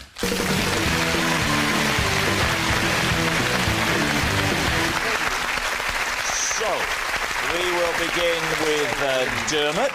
Dermot, what is Shailene to you? This is Shailene, and I asked Shailene out 156 times. Mel, how do you know Shailene? This is Shailene. When we were kids, I cut her hair to plump up the stuffing in my teddy bear. There we are. Finally, David I want Mitchell. that to be true. I want that to be that's true. amazing. How do you know Shailene, David? This is Shailene. She is the swimming pool lifeguard who talked me into letting go of the diving board I was clinging to after I panicked mid-boing.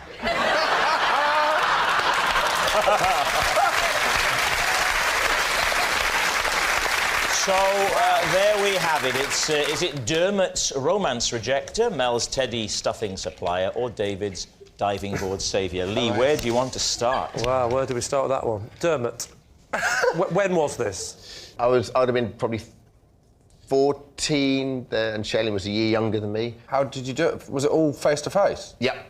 Yeah. As opposed to what? We went to... He was 14. Oh, sorry. Do you know, before... it was all different. Did you in the old days, what we used to do was just press our faces against the bathroom window and shout. Dermot, just to be clear, how many times did you ask her out? 156. In like how many sittings? Probably over the course of about 18 months. 18 months. Why did you count them? Yeah. Because... It takes 156 times for him to know she's not interested. After a while, it became like almost like a rite of passage. Shailene lived in a different village to the village I grew up in. Which village was this? I grew up in a village called Marks Tay, and Shailene lived in Great Tay. Normally... Where was this? Mordor? and Shailene went to the same youth club as me. Youth club? Let's get him more rock and roll, this story. Shailene was the only girl in the village who had black hair, and... Have you looked to your left? At least make this realistic. Yeah. She had black hair, all in kind of a lovely sort of 80s Madonna-style quiff. So the first time you asked her out, she said no. How long did you leave it till the second time? The next week. So it was every week you were doing it? Yeah. Every week, 156 weeks, 18 months. Twice That adds a week. up. Sometimes twice a week. Rob's thinking it does, but it doesn't. Sometimes like twice a week, sometimes twice in the same night. Oh, go on, go ahead. So when it got to 100, did you not think, probably not going to happen? Thought I'm still in. Keep batting. Lee, who else would you like to quiz? Who should we go with next? Mel. OK, so how old were you? When the haircutting happened. Yes, obviously, I don't mean... Oh, sorry. No, how old were you on your 12th birthday?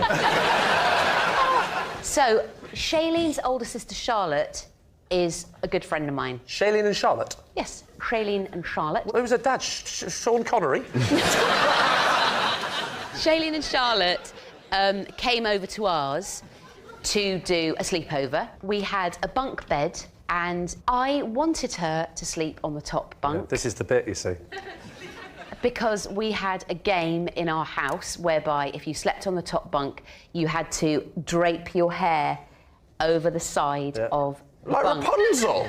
I'll tell you what, Dermot, I'm glad you didn't go back to hers, man. He says, no point, my hair's too short. She went, don't worry, use something else. Go on. I had a secret plan with Shailene. I wanted her to fall asleep on the top bunk so that I could cut her beautiful hair. Now, I didn't cut that much. Right. How much did you cut? That's 2 a inches. lot of hair. So having cut this hair off, Yes. what did you do with it? So I had this lovely, beloved teddy bear patch and had a bit of a hole in it. What? I remember exactly where. Where? Shoulder down to mid-arm. How did the hole start? Did you make the hole? Just love. Just love. Is that what you call love? Ripping off a man's arm? Dermot. Lee, what about David? David, remind us again of this utter truth. Shailene is the swimming pool lifeguard who talked me down when I was clasping onto a diving board. Were you actually hanging off it? Yeah, I had like my arms around it like that, and it was at head height. But how did you get to that position? I was considering jumping off the diving board, and I remained indecisive too long in the process. And at the last minute you went but panicked and stopped. Exactly. And of course, I sort of you weren't slid off it and grabbed it and then was left there dangling. And had you gone to the pool specifically to dive, or had you gone with a bunch of mates and you were larking around, bombing, heavy petting, all the things that we're not supposed to do, but if I know you, the rebel that you are, you would have been doing them. It was one of my regular late-night music parties in the municipal baths. How old were you? It was recently. How recently? It was just about an hour ago. No, it was last autumn. I'd have thought if David Mitchell had been hanging off a diving board, someone would have taken a photo and tweeted that. I don't think you're allowed to have your mobile phones in swimming pools. Come the advent of the aquaphone, my water sports days are over. Have you ever dived in off a diving board headfirst at that point? No, and I certainly wasn't planning on doing this head first. Oh, you were going to go feet first? Absolutely. And so you jumped... You started... I was thinking of this programme, and I thought, Well, I can lose up to about there and it'll be fine. They could prop the remnant on a bar stool and I can still do the job. So I thought, I'll go in with the non-panel show end first. As you've leapt off, at that point you think, I'm going in, change your mind, spin in the air, grab the board and land and just do that. Because I think that's a 10. I think it's a 10. It was the moment of indecision that made you stumble. Changed how I mean, I can't entirely. Did you? It's bizarre considering it happened to me. I can't entirely visualise it. So, what are you thinking, Lee? I want to know exactly how Shailene talked down David. She said, "Are you all right?" Which, wasn't the best question in the world, but... she's clearly trained. Yeah. What did you say? I think I said something like, oh, yeah, sorry, I slipped. Sorry, I slipped? 1 minute you're panicking, and then I say, sorry, I slipped, forgive me. She stood at the side. Even in near-death situations, you're middle class. Sorry, I slipped, my dear. I didn't say... Did you fetch my cravat? It appears to have wafted away. I didn't say sorry I slipped in a suave tone of but I did say sorry because it's very deeply ingrained in me to apologise at almost any occasion. So how did you say it then, if you didn't say it in a suave Sorry, way? I slipped! Sorry, I slipped! Like that. You were quite panicked. I was quite panicked. What happened then? What did she say? She said, it's all right, stay calm, too late. I screamed. Where is she? She's on the floor, is she up top? She has got on the diving board. What, she's giving it a little wobble, yeah? She's giving it a little wobble. She's not got to the boingy end. Do you mind if I have a little skip whilst we're doing this? It was only after a few minutes had passed that she threatened to boing me off. Wow! I'll tell you what, these municipal swimming pools... Do you know what? I would say that constitutes heavy petting. So you were hanging on for a few minutes? No, not really for a few. I think for about 4 or 5 minutes. 4 or 5 minutes? Oh, no, what? The eagle-eyed lifeguard? She just... Oh, I wish I could use my whistle.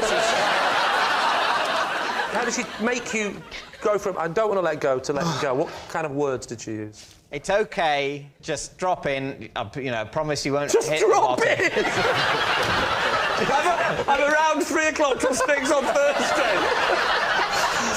Do you have Earl Grey ice cream? Feel free to drop in anytime you like. So go on, yeah, so go on. So you're hanging up, but what did she say to make you let go? I think it's fine, you won't hurt yourself. She said, this happens a lot. If you'd come in here half an hour earlier, there'd been 3 of you on 3 of the boards. Only just cleared the last backlog. OK, so Lee, we need an answer. Is Shailene Dermot's romance rejecter, Mel's teddy stuffing supplier, or David's diving board saviour? What do you think? David had to hang on to something for 4 or 5 minutes. That's a long time to hang on. You couldn't hang on that long. Dermot said she had black hair. 156. There's a lot, isn't it? It's a lot, and it's a very specific number. Too precise. I think Mel. It's got to be Mel. Mel had emotion and feeling. You say Mel? I would go Mel. I'll go with the team and say Mel. You're all in agreement. OK. Shailene, please reveal your true identity. Hi, I'm Shailene, and Dermot asked me out 156 times.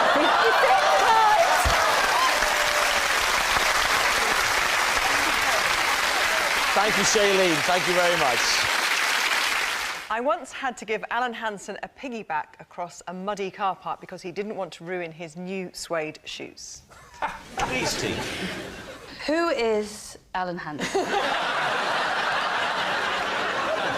He was. Are you serious, by the way? No. Oh, OK. No, I think he's the handsome Thunderbirdy one. That's right, yes. Where was this? Old Trafford. That was the muddy field? No, the car park outside of Old Trafford. Oh, it was the car park of Old Trafford. It was a very wet typical kind of northwest day, and Let's not be northernist. the car park was actually flooded in some areas and quite wet. And we'd had an evening match. It was an FA Cup replay, and he was joking about his shoes, and I, for a laugh, said, "Just jump on." And how I'd far... always wanted-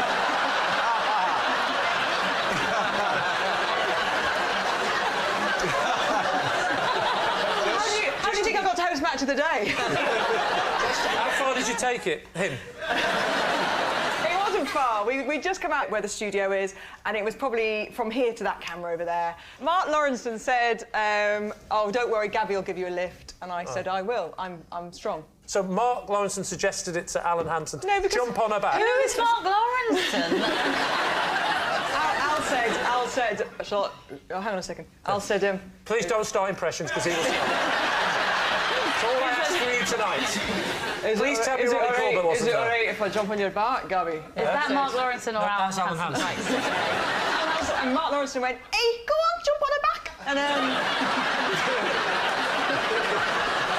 you feel like you were there, don't you? You feel like you were there. If you're going to come on your John Hansen, you've got to be absolutely sure you John Hansen for it. You have to get in front of the lid, or move it till you go outside where you see it. Anyway, it doesn't matter. You've got to come from the back and get up front. 2 words for you. Duncan Bannatyne. That's it. Alan Hansen is, that is woeful defending. What? Woeful defending. Woeful. What are you doing now? That's Harry Seacombe. So, I still want to focus on the details. OK. Has Hansen in any way given you any warning, or has he just lunged To and be jumped? fair, he did. He kind of went, "Oh, she wouldn't be able to carry me," and that was a red rag to a bull. I just went, "Yes, I will." God, that sounds awful. I don't know. I get used to those kinds of requests at work, you know. So what do you think? Could she have done this? Well, I mean, I'm still not entirely sure who Alan Hansen is. I've got very confused with all these different impressions because they're all quite different. Well, there's just got you Duncan Bannatyne, who always go like, "Oh, yeah, I do this one of us doing it anyway. I'm out." So what are you going to say? I wish Alan Hansen had a catchphrase. That would have helped me. He did. You'll never win it with kids. You'll never wear anything with kids. You'll never win anything with kids. That's a phrase you don't want to be taken out of context. He was referring to Manchester United, who had very had young... children playing for them. All right, what's it going to be? I'm sure it's true. You think it's true? I don't think it's true. Sorry. I just have this feeling deep inside that Alan Hansen and Mark Lawrenson don't speak to Gabby.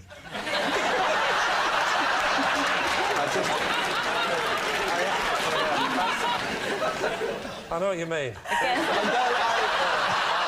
I've been swayed now. Since I don't know who any of these people are, maybe you should go with Bob. OK. Bob will take leadership. OK. And responsibility. As we say, it is a lie. So, Gabby, truth or lie? It is a lie. Oh. I once licked David Bowie's cake just to be close to him. David. Now, I would have thought that was not a good way of being close to him, but that was a way of being forcibly removed from his presence. So how did licking his cake bring you close to him? Right, so, it was the 1980s. I believe it was the year of the Glass Spider tour. Yeah. I was working as a waitress. In a cocktail bar. Not a Bowie song. I was going to say, I'm sure. I'm no expert, but that's not one of his. That much is true. Right. Thank you. So Mel, if you were working as a waitress... It wasn't a cocktail bar, it was a cappuccino bar, because it was the 80s. So I was working as a waitress in a cappuccino bar. Hang on, was cappuccino popular in the 80s? Let's get this... Yeah, they came in the 80s, didn't they? They arrived in Port Talbot a week last Thursday. Anyway, I'm not quite good-looking enough / slim enough to be serving at tables. Oh, right. So did they tell you this? Did they say, "I'm sorry, love, I'm sorry. No. I can't have you serving the customers, I'm sorry." We're going to have to hide you round the back making the froth. No, pretty much, I was a washer-upper in the aforementioned cappuccino bar. Now, massive excitement one day. I'm in the back doing the washing up. The word is spreading like wildfire. Bowie's in, Bowie's in, Bowie's in. I saw him in profile, sitting How did you see him from at the the kitchen? cappuccino bar because I could look through the door. You were allowed. Occasionally. And all the customers went. And she was grabbed back in again, a manic. Get back in the chocolate sprinkles pit! So, Bowie had ordered, let's imagine, I think it was something like a sort of a hot chocolate fudge slice, please, or something like that. Can we get on to the licking? Let's get on to the licking. It's like Friday night in my house. I thought, I'm not going to get to say hello to him because I'm not allowed to go out front and serve the man. So what can I do just to feel that I have entered him in some way? Oh, gosh. I mean, just... Yes, that some of your DNA I'm part of has him. been ingested by the great man. Well, what sort of lick? Bearing in mind that this is very much a family show, do the lick for us now. Plate, slice, it would have been... I'll just try and get back in the zone. Hang on. It would have just been a... Right, so it's just a little lick. That's not what I imagined, actually. I thought you would go up and down it a couple of times. No. And it was Just a little, polite just lick. a touch. It was full of homage and reverence for the great man. And then, obviously, it went out and I never saw him again. It wasn't long after that he was hospitalised. All right, David, what are you thinking? Could this be true? Well, it could be true, but... you know, she started off as a waitress, then she became, you know... A washer-upper. A washer-upper. Yes. I think it sounds so absurd, and she's been so random, and I think there's an element of truth to it, personally. So what are you going to say, David? Is it truth or is it a lie? Well, one or the other. I think on balance it's a lie. You're going to say lie. So, Mel, licking David Bowie's cake, is it true or was it a lie? It is a great fat true. Yes, it's true. And Mel did lick David Bowie's cake so she could feel closer to him. Please welcome this week's special guest, Miller.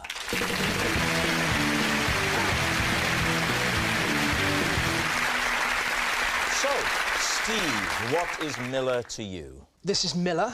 He presented me with a trophy after I rode 2 miles down a river on an inflatable Rhino. Gabby, how do you know Miller? This is Miller, and I know Miller because we often take one of my dogs flying. And finally, David, what's your relationship with Miller? This is Miller. I accidentally outbid him for a cuckoo clock when I sneezed at an auction. So there we have it. Lee's team, where do you want to start? Should we start with... Who do you want to start with? Steve?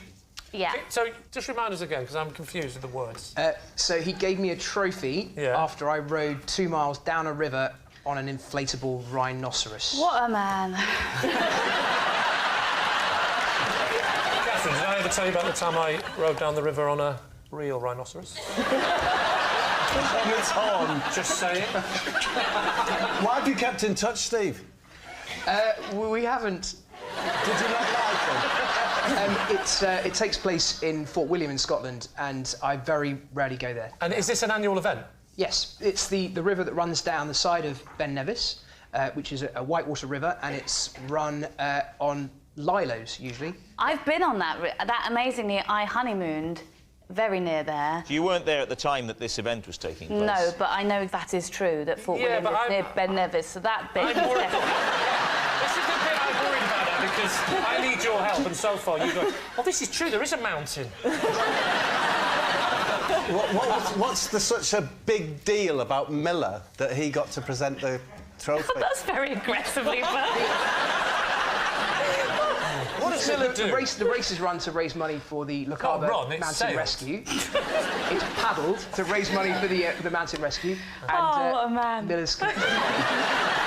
Was everyone else on an inflatable animal? Everyone else was on lilos. As in the traditional, what I'm thinking of as a lilo is just like a bed that's inflatable. Traditional, what you sleep on when you go camping. So it's a fun event where it's like the water equivalent of a fun run. You've got to try and stay on in a hostile environment on a lilo that's not designed for it. Yes? So why did you choose to do a rhino? I was going off script.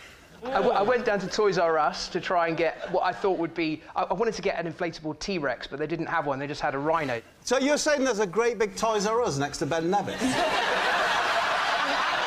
not true. That's not true. All right, what are you going to move on to? OK, Gabby. Tell me again. Something about dogs flying. So, Miller has his pilot's licence, and we take my dog flying occasionally. We? Me and Miller. You two take the dog? Yes, Miller flies the plane. And what do you do? Right, You're a passenger, or are you learning to fly? No, I'm not yet. I'm not learning to fly yet. But, That's instantly much more credible, because I thought you meant that your dog flew on its own. So I'd already excluded you from this, but now I understand. It's not you who wants to go, it's the dog that wants to go. No, initially I wanted to go. It was an accident the first time. He kept his light aircraft at an airfield, and I had taken... I was taking the dog for a walk in a park nearby, and basically I was supposed to meet my husband to hand the dog over. He'd got delayed, and I turned up and I was about to say, I'm really sorry, it's not going to happen today, I've got the dog. And Miller's up for it, and he said, just bring the dog with you. Right. And that was the first time. So then what happened the second time? Well, the dog just loved it. The dog, like, you know... Did it tell you? When this man approached you with a plane nearby, you were happy to assume he was a pilot. Take your dog up. We pre-arranged the whole thing. I don't think you've told us the breed. Boxer. Boxer. Yeah. Boxer's a big dog. Mine is a boxer. Big dog, a boxer. Does he wear a seatbelt? Yes, but he doesn't... honestly, he's so laid back. He just kind of, sinks into the seat and... He wears a seatbelt? Well, you strap him in. Let's put a seatbelt on. Are you sure he's not terrified? He's never peed himself on these little hops. Yeah, but what about the boxer? OK, so this is the bit now, it's the detail. It's the seatbelt. Well, a dog in a seatbelt. A seatbelt on, because the first time, because I didn't know, if he'd react OK, so I, being his, his mummy... No, you're not his mummy, Gabby. Your husband is very ugly. No, but in his... Final question. If there's a bit of turbulence, do you ever turn around to him and say, is it windy, Miller?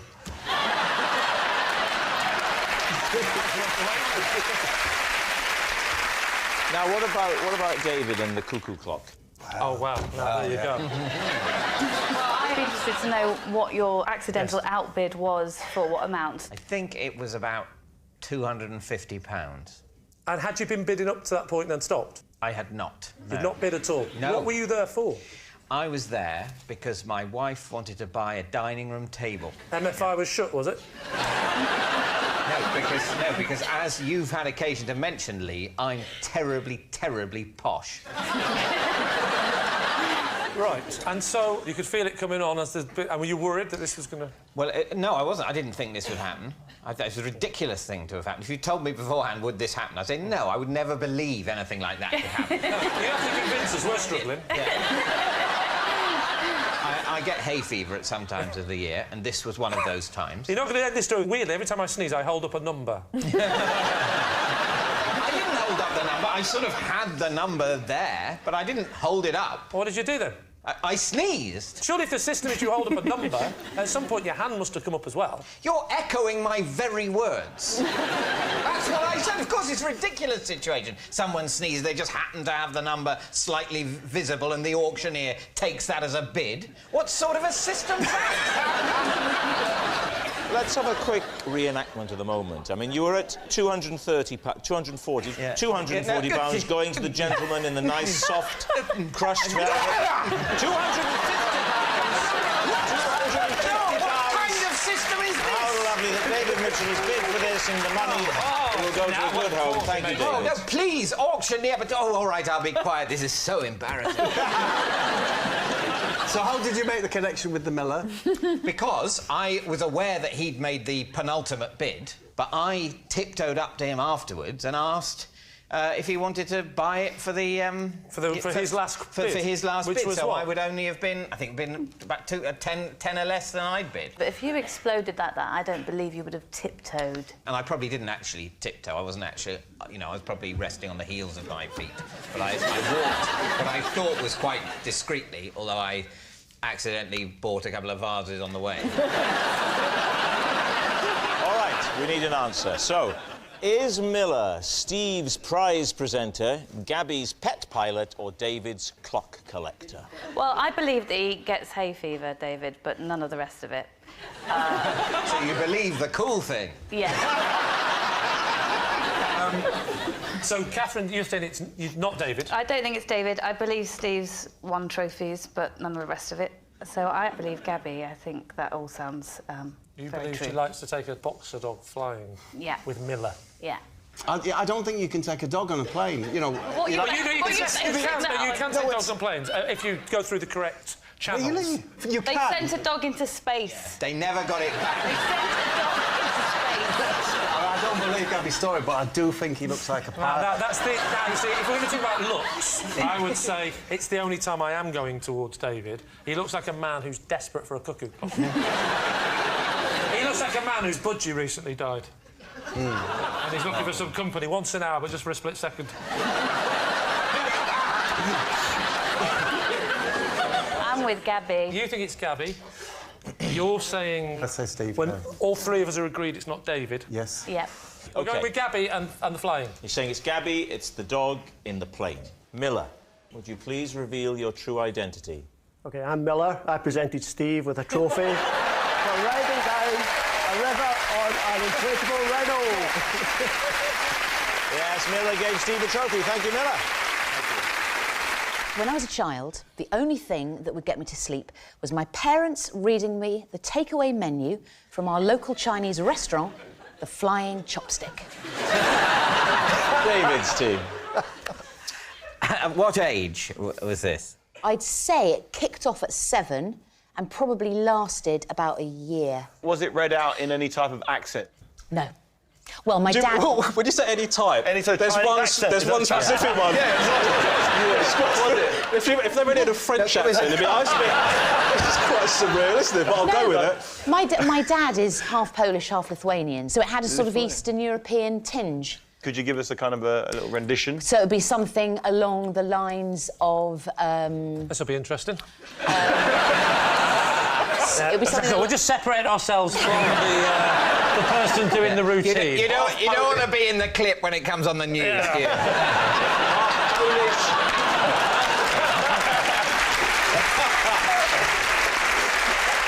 So Dad would say, for example, black bean with chop suey, something like that. Black bean. Was your dad the fella from Sesame Street? One pork balls. Two lovely pork balls. You know, lychee for the end of the menu. Lychee, that's the one. Yeah, I know that. Lychees. The flying chopstick, they just serve a single lychee, don't they? Lychees. It was the staple. It was the 70s.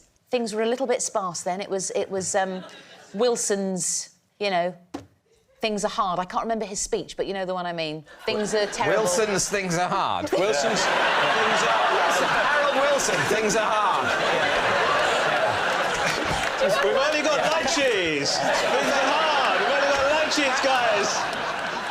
How far into the menu would you drift off? That's a very good question. That's why I asked it. Yeah. My eye would be sort of fully open, like that. A little bit like... Just one eye open. One eye open, always looking, always just checking. And then I would say, by the end of the first page, the eye would be down. So you used to go to sleep page. half a face at a time? Can you remember the first time that this happened? It would have been... I think it was on a Friday night. Mum and Dad would have been entertaining, and I laughed a lot and then fell asleep. So what do you think, then? David Hay, how is this striking you? The detail, the fact that she knew straight away what day it was on a Friday night, You don't remember what day it was when you were 7? Oh, I can't did. remember last week. I get punched in the head for a living, but... But David, they did it a lot. There was repetition. They did it a lot. Repetition, eh? Repetition. So I knew the menu back to front because they had to do it so often. Well, that's just Chinese. It would be that way, no, wouldn't it? Yeah, I agree.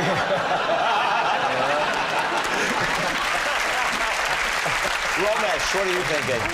I think it... I don't buy it. David, actually, you've got 2 Davids. We'll call you the Haymaker and the Librarian. What are you thinking, David? Well, I think I don't believe it. You realise, I like the system you've got there. We're going to call you the Haymaker and the Librarian. So what do you think, David?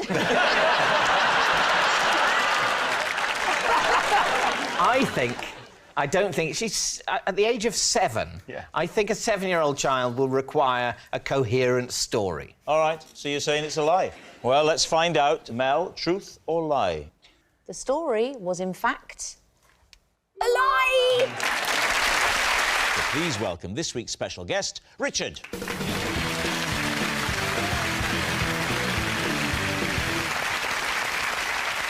So, John, what is Richard to you? This is Richard.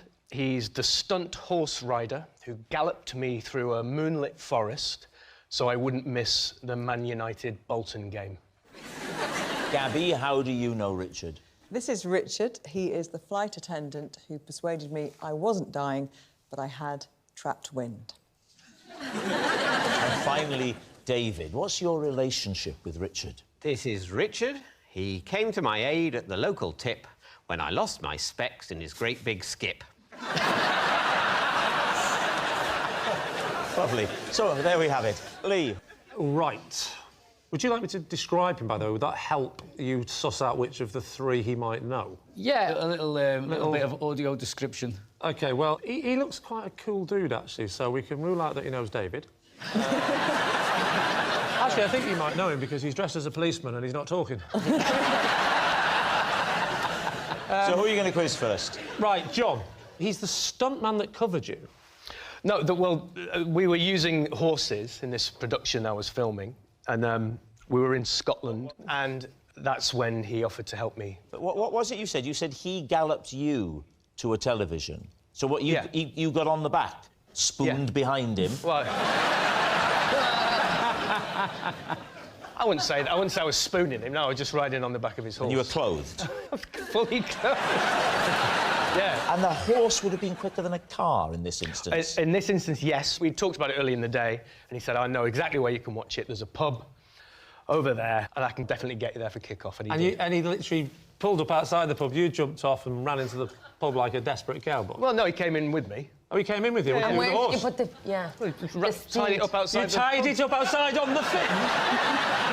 Was this in, like, mid-America in the 1870s? What do you mean you tied... What thing did you tie it to? Well, I didn't see. I just got off the horse, and then he came in. You got where you were going and you went into a bar, and you didn't take the horse purely for the joke that would have followed. Am I the only one who doesn't know what the joke would be? The reason why you... Why the long face? Yeah, but the reason why you've never heard that joke, Rob, is because it's a bit sensitive with you, isn't it? You sound like you've got quite a little round face. Isn't that lovely? Yeah. Thank you very much, Chris. I sound like... It wasn't meant to be a compliment, but... What kind of faces do the rest of us sound yeah, like that's we quite have? interesting, yeah. Take some time with Lee in particular. Lee just... He sounds like he looks like a cheeky little monkey who's the only one that knows he's about to fling a poo. That kind of... Please, can I use that on my posters for the next tour? What about David? Oh, David! From voice alone. He sounds like he looks like a Toby jug of a duck.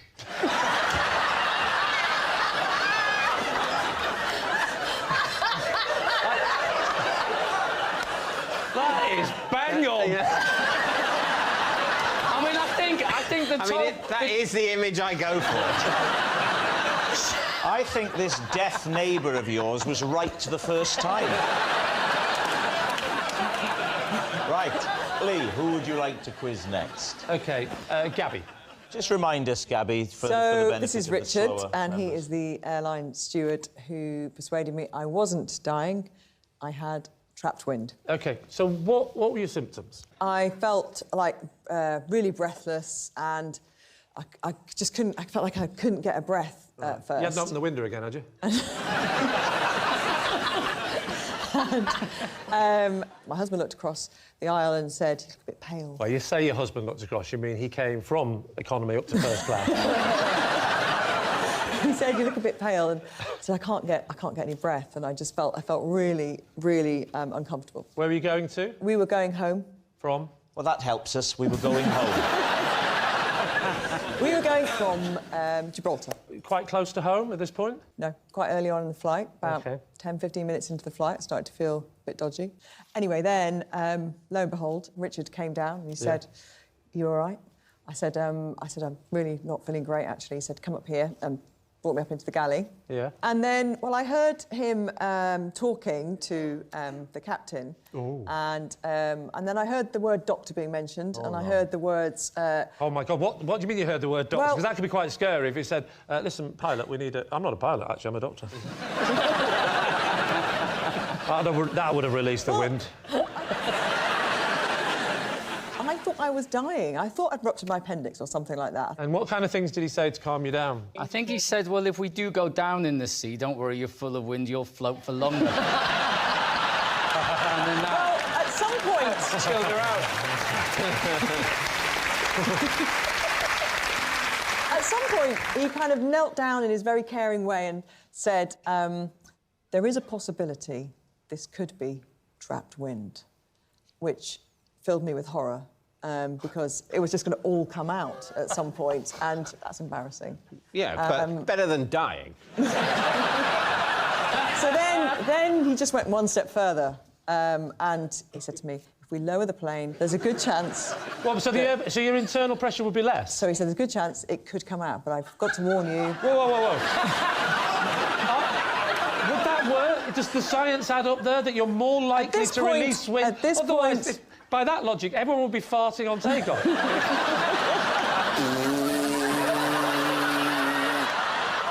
You're not saying that it was beginning its descent? Well, I don't know how far out it would begin its descent, but... Well, not 15 minutes after takeoff. No, it wasn't 15 minutes. By this point, we're like over halfway into the journey. So he said to the cockpit, "Bring it down," and did they do that? Apparently, they did. Quick, bring the plane down, I think she might blow. Yeah.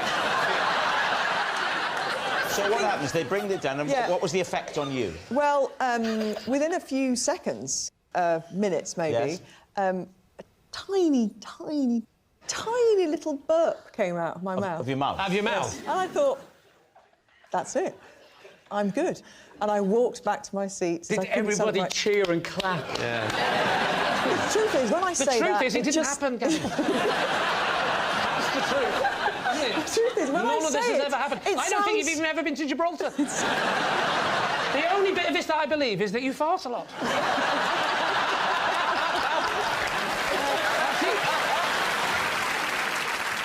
What about David?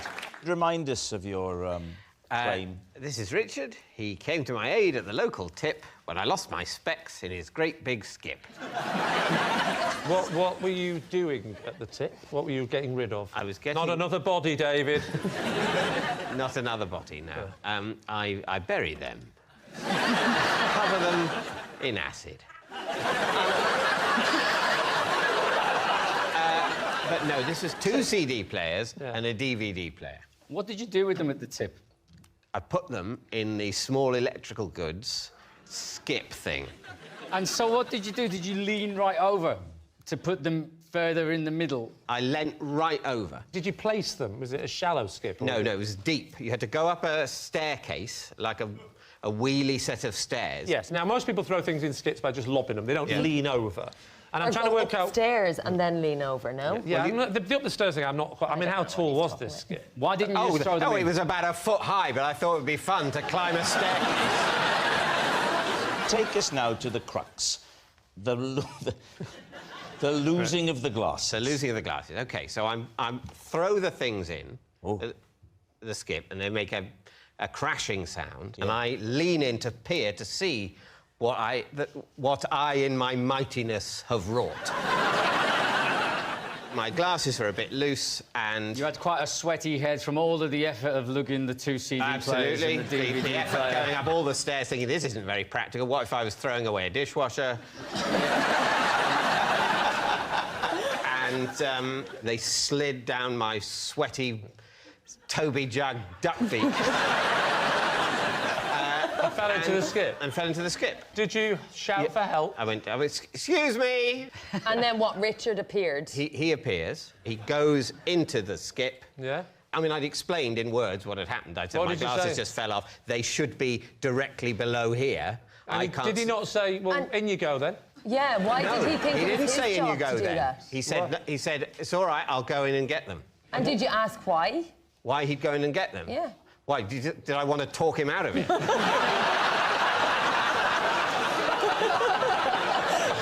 So he'd come over and you'd said, could you go and get my glasses? I quacked, he gave me some bread.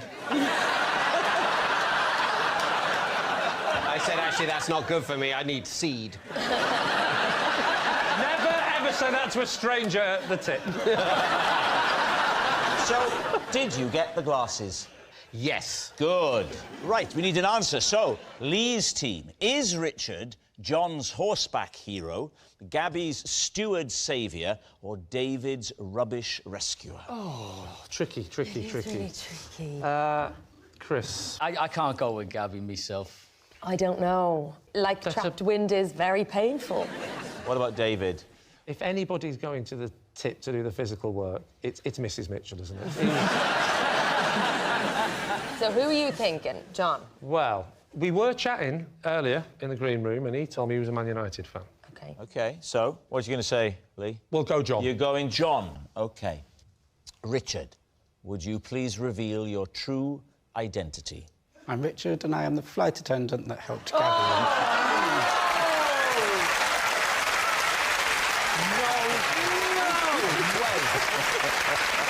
Richard, you're on national television. Did you ask the pilot to lower the plane? We were descending anyway. Yes, Richard is Gabby's steward saviour. Thank you very much, Richard. I once thought a slug was trying to send me a message. Lee's team. Hang on. Like a that's snail, good question. slug, a snail. Like a homeless snail. Snail without a shell. What do you call them in South Africa? They're like so big. A shellless snail. A shellless snail? Yeah. Are you winding me up? Because if I go to South Africa and say that, if I go, hey, look, there's one of those shellless snails, they go, I think it's called a slug.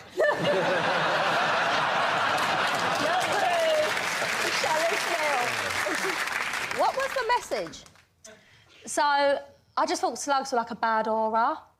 I come home one night and there was just a slug in the middle of my living room and I didn't know how he got there. Is it carpeted, your living room? Yeah, it's carpeted, but I've never seen a slug before in my house. And I come home after a few hours and he was just sitting in the middle of the living room. But why did you think he was trying to keep... When you say sitting... He was, honestly, he was looking at me. What was the message he was trying to give you? The message? You said he was trying to give you a message? Yeah, because I sort of Googled it. Right. What does it say? And what did it say? And it just said, well, certain things said, you know, it's like a bad aura. The slug had a Google page. No. There's a lot of things on Google. Oh, you don't have to tell me. Yeah. I've had Google all printed out, and I'm working my way through it.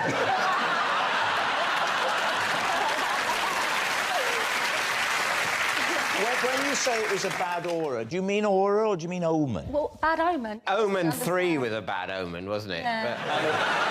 But 1 and 2 were pretty good. What did you... Because, like, if you just Googled slugs... Yeah. It's not going to come up there, bad omen. So what did you Google? I literally typed in, slug in my living room, what does it mean? As opposed to the other one, there's a rat in my kitchen, what am I going to do? Listen, I was on my own, I was scared, I didn't know what to do. Right. Yeah. And you thought, you didn't want to run, because they might chase you. Why was that your first question, though? It is an unusual question, yeah. You didn't know what to do. Yeah, there's a slug in my living room, I don't know what to do. Yeah. But your first thought is, what does this mean? Yeah, what does this mean? You know, you mentioned, Daniel, you said, I think I'm right in saying, you said the slug was looking you in the eye. Yeah. Yeah. As I walked through the little hallway, Yes. he was directly opposite me. Hang on. Do slugs have eyes? No, let's have that as well. They do have that. Yeah. They're the eyes, aren't they? So those bits were looking at you. Yeah. How do you know that? I mean, did they literally, were they doing that and you walked in and they went... Good evening. Do you have any other superstitions other than the slug? Anything like walking under a ladder, walking over 3 drains. I won't 3 do that. drains? You know, the 3 drains. Yeah, I heard that one. That's 3 right. drains. Well, apparently, like, if you walk over 3 drains, someone's meant to touch you and you're meant to spit, but that's minging. What? How long are you allowed? I mean, at some point, if you walk over 1 drain and then another drain, Yeah. when does it reset? 3 drains in a row. 3 in a row. So it's just got to be drain, drain, drain. Yeah, If so it's a drain, drain, cup of tea, No, drain. You're back to oh, great. All right. Well, I mean, it's serious stuff. Yeah. Was it raining and you had a window open? No. So how did it get in? It was on a I don't carpet. know how it got in, that's what I mean. What does it mean? Let's not go round again. Is she telling the truth? No. You think it could be true? Yeah, but don't listen to me. But I think it. I think it's true. You think it's true? I'm saying true. I genuinely don't care if it's true or a lie. She's won me over and I wonder what did it mean? So, Lee, what are you going to say? Go on, I'll go with my team and say it's true. Say it's true. OK. Danny, the slug in the living room, was it the truth or was it a lie? It was the truth. Yes, it's true. Danny did think a slug was trying to send her a message. James, you're next. I once had to break into my own flat halfway through a haircut. David. Oh, interesting. So, tell us the scenario. I was having a haircut. Where were you having a haircut? On the doorstep of my flat. Now, that's an unusual location to have a haircut. You know why? Because he didn't want to clean the hair that was on the floor in the flat, so it's outside, so just to push it. Yeah, I can understand why you might More have... work you can do for me, Fred, than what... thank you very much. Yes, that's why. Why weren't you in a hairdresser's or barber shop? Do you want to take this one, Fred?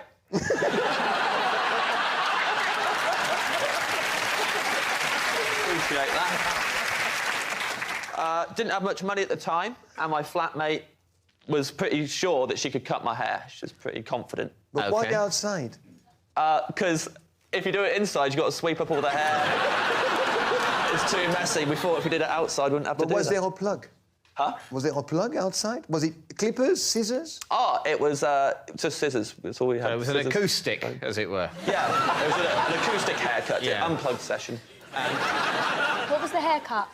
Well, it was meant to be something close to this, but as it got interrupted halfway through, so it ended up that it was short at the front, short at the back, and kind of like that at the side, like quite long. Like someone took a mullet and went like that. Yeah. So she wasn't trained as a hairdresser? In no way, shape or form. And you did not mind that she was going to cut your hair? It was an adventure. Were you high? Was I? High? No, we were on the bottom of the flat. We were... I love that. Thank you, Lee. Thank you very much. They don't respect this kind of stuff, but I love that. Now, you said that you were interrupted. What was the interruption? Oh, well, we realised that we'd locked ourselves out the flat because a cat wanted to get in the front door. Asked each other, you got your keys? Neither of us had brought our keys out. Was it your cat? No, it wasn't our cat. It was just a cat wanted to get in the door, and we weren't going to be like, who you visiting? So this is not the door to your flat. This is the door to the block of flats. Yeah, we were outside, like outside. So which floor did you live in?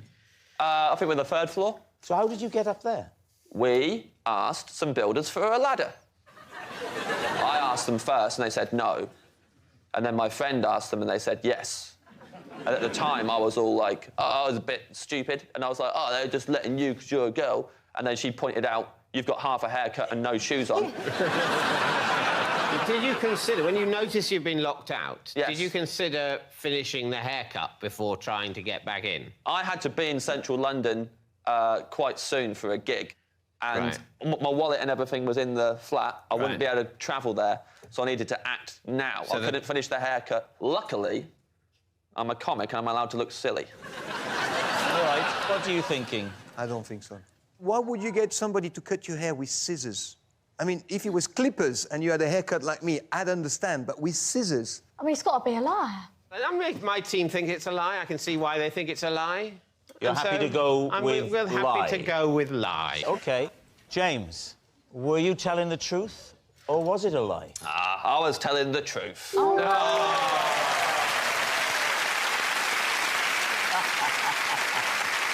It's true.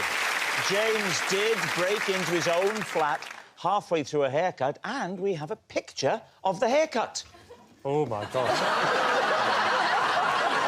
Dion, you're next. Right. I once sneezed so hard in my car, I set off the airbag. Please, Steve. Wow. That is a big sneeze. Where were you? I was in my car.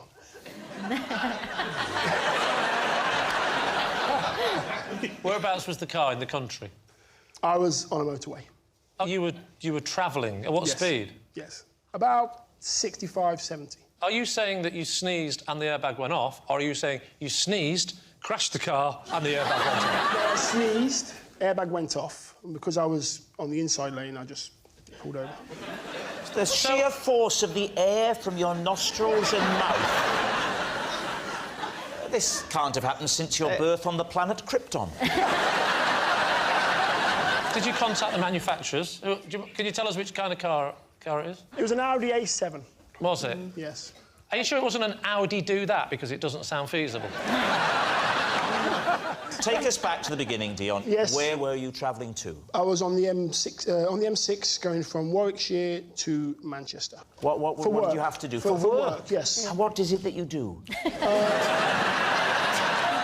I talk a little bit on the TV. So you're some punditry. I was going to do final score of Match of the Day or Football Focus. So, Dane, you didn't cover your face when you sneezed? No, so that's a naughty boy, isn't it? You're as naughty as driving without using your hands. Yes. Shoo! See, I'm very polite. And would you say that, as a rule, you are a loud, violent sneezer? Because some are. Some give a little... Yes. And some go... Gah! There's one thing worse than both of those, and that is the people that threaten to do a big one, and it's a little one. You know, the ones that go... Can't stand those. They do my head in. What's the build-up for, then? Where do you fall? Which of those camps are you in? I'm quite a loud, violent sneezer. You are. Which I didn't think I was until I nearly killed myself. Did you make it to work? In another car, yes. Who picked you up? The dealership. I just rang the dealership straight away. You rang the dealership? You don't ring the dealership when you've had an accident. Because I was on the M6, I was close to where the dealership was, and I thought that would be easier for them to come out and deal with my... I'd get a new car as well. They gave me a new car. So the dealership... This is the focus of disbelief. Dealership? The dealership I got the car from was in Warwickshire. Right. So I called them. I know the guy that owns the just set off? dealership. I know the guy that owns the dealership. I What's said, his "Can you name?" Send someone out. Lee. Lee... Oh! Is that right? Is his surname Mac? What's Lee's surname? Beacon. Oh, is that why you could see him from so far away? Did Lee personally come and pick you up? No, he sent one of his staff. No. What was his name? Was it Debbie? Bob. Bob. What was Bob's surname? Light bulb. Is this true? What are you thinking, Bob? Well, I'm thinking that big lad like Dion, maybe it could do it. Debbie? I just think if it was true, it would have happened to a lot more people, and we can't do that sort of research. That's the trouble. The scope for research before answering the question is very limited. I always think if we could go away for a couple of weeks, really work on the questions, then we get a lot more right. But... So, what's it going to be? I'm going to go with Debbie and say it's not true. OK. Dion, truth or lie? It's a lie. Yes, it was a lie all along. Dion didn't set off the airbag in his car with a sneeze. Jennifer, you're next. I once broke into a convent and stole food from some nuns. Please do. When did this happen? When I was hungry. Quite hungry. Which was when I was young and didn't have any money. How young? Not 18, 19. Was it just you, or was there anyone else involved? A friend helped me. And what did you steal? I stole vegetables. Vegetables? Stole When was it? vegetables? Is it the 19th century? Well, because it's nuns. Nuns grow things in gardens. Well, they do on TV, but in real life they go to Asda. All nuns grow vegetables. No, they don't. No, they don't. Yes, they do. No. I can't imagine a nun not growing vegetables. Yeah. If you can name a nun who doesn't grow vegetables, then go ahead. Trevor Nunn.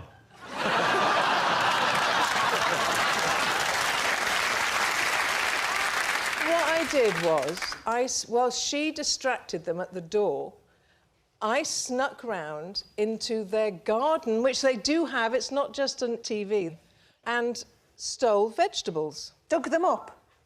No, you don't dig up all vegetables. There are some hanging. Like what? Beans. You're milking a cow now. Was there a cow there as well? Don't worry, we'll get some milk while we're at it. So you lived near this nunnery? No, we had to drive there.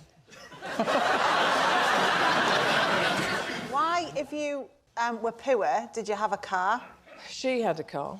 Right, so... How did you get 2 syllables out of poor? You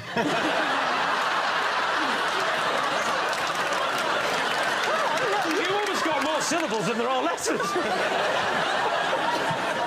How far was the car journey, Jennifer? About 40 minutes, I suppose. You drove for 40 minutes? Just doing a heist. It was a heist. It would have cost you more in petrol to just go and buy potatoes and tomatoes. Not in 1980, no. Petrol was quite cheap. What do you think? Does this sound as though it could be true? No way. So, Steph, you think it's a lie. Joe, Yeah. which way? Yeah, I think it's a lie. I think it's true. No. Just the one syllable. What, that you... I was waiting for the rest of it. So what's it going to be? I have to go with the majority, even though I feel it's true. OK, they say it's a lie. Jennifer, were you telling the truth or were you telling a lie? I was telling the truth.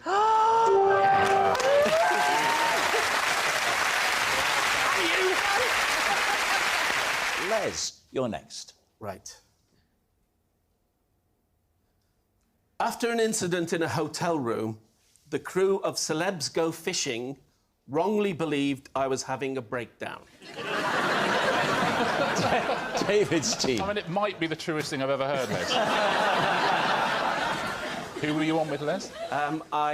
There was, let me see, Ian Botham, Fern Britton, Linford Christie, and lovely Shane Lynch from Boyzone. So you're doing this fishing show, I'm doing and this what show. happens? And one day I had to go back to my hotel room because the next job I was doing was a TV drama. So I had to go and do a Zoom read-through. It's a tribute to your versatility, I must say, that on the one hand... Oh, I thought you were going to say, a man of his age could use Zoom. It's a tribute. It's a tribute to... As a man like you can even turn a computer on. So I went back to the hotel room and I set Zoom What sort of up. hotel, Les? Mid-range, budget? No, a really lovely individual boutique. Lovely. We were in Scotland. So, and they got it right? Yeah. Because some hotels, they get it wrong. Really, really lovely. Rob, are you doing an interview for a website? I'm getting some colour, I'm getting some background. So the runner took me from the fishing in my waders back Linford Christie took you... That's above and beyond. Really is. So the lovely runner took me back to the hotel, and I had said that I would be ready to go back in about an hour. Right. So somebody was going to come and pick me up, take me back fishing. So I'm on this video call And I've done very well because I'm on quite early. And you know that thing when you... I think you said, I've done very well because I've been working since the late 70s. it's a really top-of-the-range laptop, actually, because I've done very well. So I'm on this video conference call. Right. And it gets about halfway in, and I've got my big scene with an actor who's playing a bully. And I think it's the production manager that knocked on the door ready to get me back. But I was right in the zone thinking, no, I'm just going to ignore and I'm going to carry on with this scene. So she heard me go, Sean, you've been like this since we were kids, ever since that time with the lads in the garage. And I'm not putting up for it. You're a bully. You're an absolute bully and you're nothing but a coward. Can I just say... God.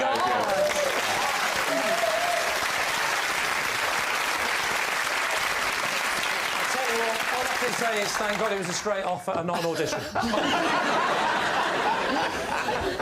So you're shouting and screeching, yeah. And she's thinking, oh, my God, Les Dennis is having a breakdown. Oh. And so she goes downstairs to call the producer. I find out later. And she calls and says, I think Les is having a bit of trouble because he's wandering around his room shouting to this bloke called Sean. And there's clearly nobody there. It's just him ranting on his own. And the producer's going, oh, not again. What are you thinking, Lou? I think it's truth. You don't just think it's true, you think it's truth. I think it's true.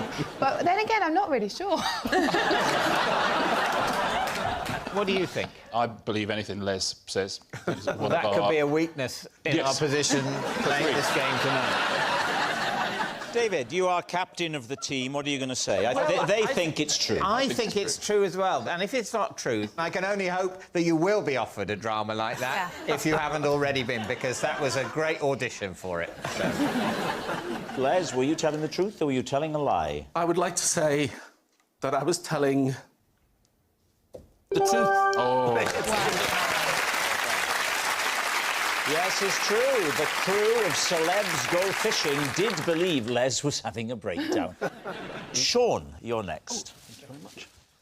I once stole the shirt off a Scarecrow in order to get into a nightclub. Leasty. Wow. OK. Was you not wearing anything before you went to the nightclub? Me? Yeah. T-shirt, you see. OK. Oh, and they wouldn't let you in? Yeah, but well, it is, you know, it's all a bit more relaxed these days because the dress code isn't what it was back in the day. What was the day? What year? Back in the day, or when this happened? Well... It was early 2000s. So early 2000s, you've gone to a nightclub. Where was this nightclub? In Rochester. Rochester is a town, right? And that's why it's got a nightclub in it. And scarecrows don't really tend to be used in towns because they're out in massive fields. Thank you, Miss Martin. So when did you find out you needed a shirt to get in the club? Did you go to the club? When the bouncer said, you ain't coming in. Right, and then you walked back to the Scarecrow to get the shirt? I walked back to the allotment. This is very high-level play. This is like chess, isn't it, between Sean and Joe? Take that, Moriarty. Do you live in Rochester? No. So how did you know there was an allotment in Rochester near the nightclub? But I lived near it then. Oh, I see.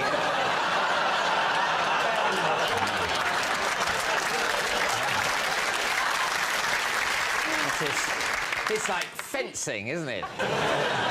But then again, if you lived in Rochester, why didn't you just go home and get a shirt? Oh, this gets better and better. Checkmate. No. I was born in Chatham, but brought up in Maidstone. But my uncle lived in Rochester, and it was one of the allotments on his patch, so I knew where the allotments were. Apropos to the nightclub. Miss Brown, back to you. Can I ask, earlier you said you had a T-shirt and trainers and jeans on. Yes. And you thought it was a relaxed club, but then you went to the club and they said you need a shirt, but you're not allowed in a club with trainers on. OK. The bouncer was a Can I just say, Sean, you're the kind of person that every time you speak, you always sound like you're going to start it with, I'd like to change my story. But is that the impression I'm just giving you? For the sake of the tape, the accused is walking to the room. bouncer was a massive fan of EastEnders and was quite embarrassed at turning me away. So I think when he saw the effort I'd made, because I was already 8 pints to the wind, so when he saw the effort I'd made, I think he just couldn't bear turning me away again. OK. What do you think, Joe? Could this be true? I think he'd have had a better time if he'd popped down the graveyard.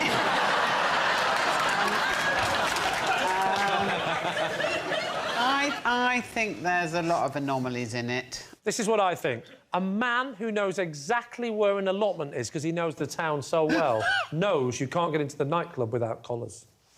And for that reason, Sean, we find you guilty. So what are you saying, Lee? You think it's a lie, don't you? Lie. You think it's a lie? You think it's a lie? You all think it's a lie? We all think it's a lie. Sean, truth or lie? It is a lie. OK, Martin, you're next. Thank you. Once, after misreading a sign, it took me 2 hours to get out of a supermarket car park. Lee's team. Oh. Which supermarket? It was Tesco, as it happens. Sainsbury's, Waitrose. Wow, you really were lost. So talk us through what happened. I actually got the van stuck in the entrance to the car park. Yeah. So you weren't lost? I wasn't lost. It was stuck. Wedged. So you took the wrong turning and then you got it wedged into the ceiling. Wasn't a wrong turning. He said he misread a sign. I misread a sign. What did the sign say? The sign said maximum height 6 foot. Right. And because the sign wasn't at 6 foot high, the sign was like 12 foot, and even though it said maximum height 6 foot, I just saw it and thought, oh, that must be the maximum height. And so I drove the van in, and it's just getting stuck and more stuck. So you're wedged. Wedged. What happens? So the first idea I had was to deflate the tyres. Didn't work. But there's actually a Winnie the Pooh story about this.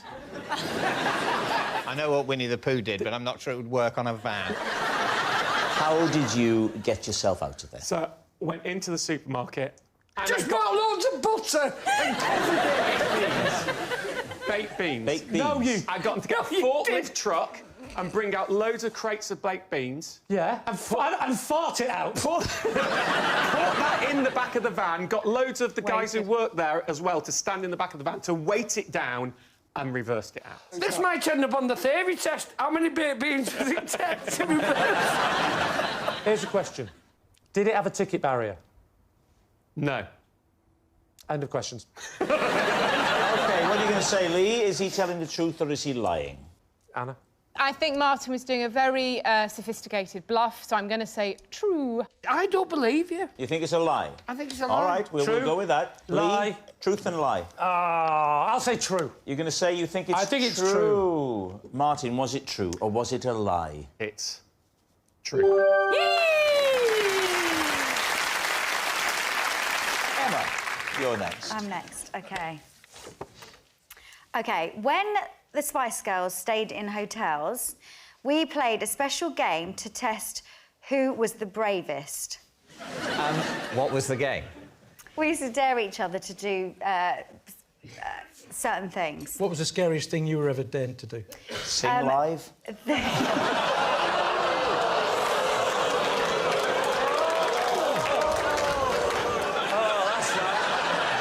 Rob, you've got to watch that, because a lot of people think you're nice. That's why you get the boat advert and me and him don't, because you're the nicest Nice one. Yeah. But it's all a Not facade, because anymore. me and David know, Not actually, anymore. you are evil. Yeah. And now... Welcome aboard. So, Emma, what sort of things did you do? So the main one was, and it involved nudity. Right. So we used to stay in hotels a lot, obviously, while we were touring. Yeah. And we used to dare each other to go, like, run in the hallways, and we had to do that naked. Naked? Yeah. We were allowed sometimes to carry a Clothes. flannel. A flannel? Yeah. What were you worried was going to happen?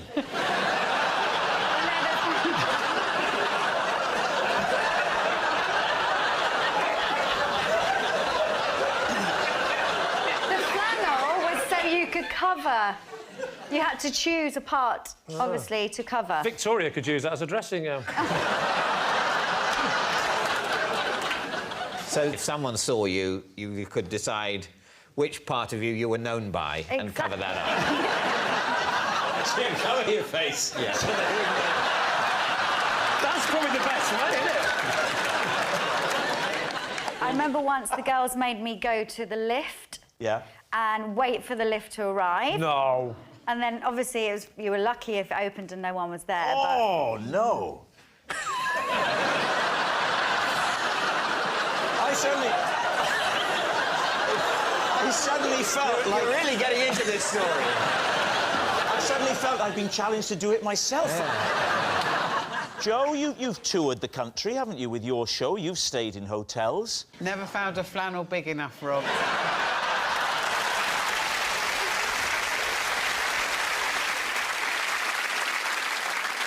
I think it's the logistics of the game that interest me, typically. I want to understand better how the competition worked. We take two at a time, and then the Yeah. first one back, knocking on the door, that would be the winner. It's a knockout. Two become one. It's simple. Johnny, what do you think? True? I think it does sound like it all adds up so far. Sean, what are you thinking I've here? been consistently wrong tonight, unerringly wrong. Well, in which case, if you maintain your current strategy, we can use that to win. So, what do you think, instinctively? Lie. Lie. Right, it's true, then. Right. True, yeah. So, Emma, truth or lie? Okay. It is true. Yes, it's true. The Spice Girls really did run round hotels wearing nothing but a flannel. And Miles is first up this evening. Whilst on holiday in South Africa, I had a 2-minute conversation with what I thought was my wife, only to discover that a small hippo had wandered into the bedroom. David's team, what do you make of that? Miles, describe your wife to us. Tall, slender, statuesque. So did the hippo had a very similar voice to your wife? The hippo was just sort of moving gently around. They're known for that. not in especially close proximity. What was the conversation about, and how did you go 2 minutes? I'll tell you what the conversation was about.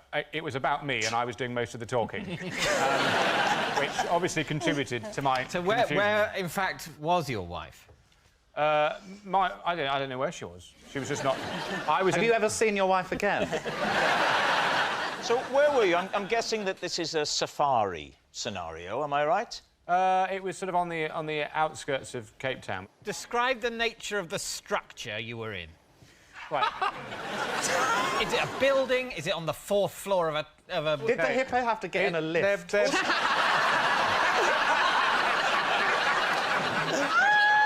OK, well, it's mainly bungalows. The resort is a collection of sort of bungalow buildings, largely A-frame wooden buildings with a kind of thatch roof. Why were the doors so big a hippo could get in? Well, it's a small hippo, isn't it? How small is a small hippo?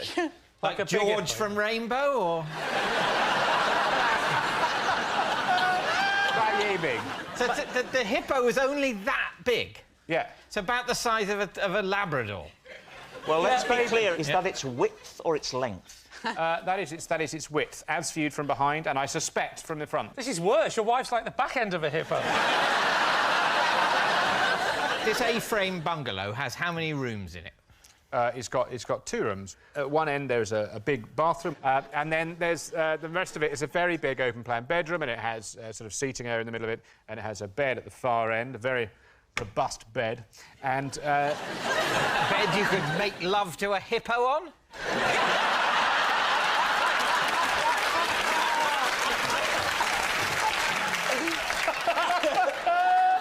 That is speculation, but I wouldn't bet against it. OK, we're in the bungalow, OK? I'm in the ensuite end. Yes. OK. And I'd been shaving and then, you know, shouting over my shoulder. And I realised after a while, I'm not getting a lot back here.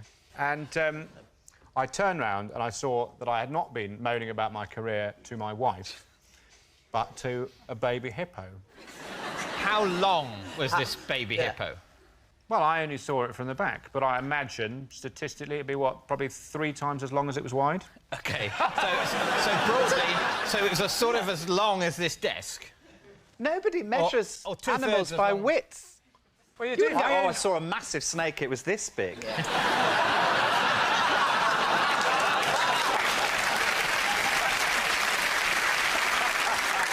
So what are you going to say? Is he telling the truth? I think based on the width, it's a lie. I think that was a panicked reach for width.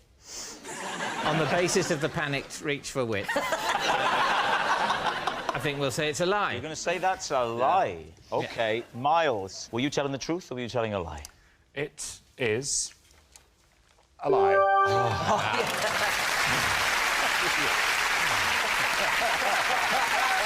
Rod Gilbert, your turn.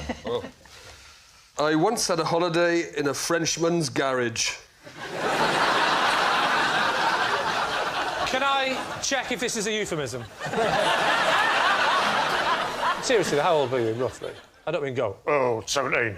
38. 30... Oh, this is quite you're 38 recently. when it happened? Yeah. So you're 38, right? Yeah. You're in France. Where was the garage? France. Whereabouts in France? Northern France. Whereabouts in northern France? Brittany. In Britain. So you ended up in Brittany. Southern Brittany. Southern Brittany. Okay. And you the northern end of southern Britain. Right. Oh, that's just south of mid-Brittany, isn't it? Mid-Brittany. Yeah. What's the name of the town that you're in? The town where I stayed in the Frenchman's garage was... Van. You're in the van in the garage? No. The town... Is this how this mix-up happened? I want a holiday in a van. Rod, let me speak to you as another Welshman. Maybe he'll understand me. Ask me a nice specific question. Did you book a holiday in a Frenchman's garage? No, I once had a holiday. When you arrived in the village or town called Van... Yeah, Van, yeah. Did you already know you will be staying in a garage? No. Were all the hotels booked? No. We thought it looked nice in the brochure. Who did? Me and my partner. Partner? Girlfriend. Girlfriend? Now wife. Blimey, that was a quick 10 seconds. OK. So you were going to Van. We went to Van. Right. Went to a tourist information place to... Because you hadn't booked anywhere. We hadn't booked anywhere. I'm with you. Right. What happens at the tourist information place? They said, what about this place? And we said, that looks nice. Lovely. The house with a nice Good. pool. Love it. Looked nice in the picture. Yeah. So we went there. So you got there. And when you got there... It was a garage. The house was nice, but we were in the garage. Was the garage decked out to look like a room, or was it just spanners and... It looked like a room with a canoe on the side and a fuse box. Am I old before my time? But yes. At 38, you don't go on a crazy, we're not going to book where we're going. At 38, you want to know where you're going. We've got a nice, comfy room. You know, if it is true, you totally deserve what happened to you. I didn't say I didn't enjoy it. So you like the sort of... It was a deliberate rough No, it was a and tough disaster. How long did you stay for in the garage? 2 weeks. You stayed for 2 weeks? How much did you pay? It was very reasonable. I'm surprised. Did it have any windows in the garage? No. And you said there was a swimming pool? Yeah, they had a swimming pool. You were allowed to use it? No. I can't help thinking that what you're describing is more of a hostage scenario. And what about Mrs. Gilbert? She wasn't Mrs. Gilbert then, but how did she react? Because she's looking at you, Rod, the tall, strapping, handsome Welshman, what everyone dreams of. And you whisked her there. Was there not a little part of her that died that day when she saw what you expected her to She wasn't very well, if I remember rightly. Was it carbon monoxide or exhaust fumes? All right, Lee, it's a complex tale. What do your team think? Absolute lie. It's a lie? Absolutely. Really? Mm-hmm. Based on just the floundering? Absolutely everything. Like what? All right, it did have windows. What are you thinking, Hal? It's like he's throwing in things that seem so ridiculous. And No, but nobody would go and stay in a garage without windows. But I think they wouldn't. You're Kelly Hoppen, though, Kelly. He's Rod Gilbert. OK, what's it going to be, Lee? Truth or lie? Lie. Lie? Lie. Lie. I think it's true, but I'll go with my team and say it's a lie. You're going to say lie. OK, Rod? Garage holiday in France. Truth Garage or lie? holiday in the Frenchman's garage in Van. True.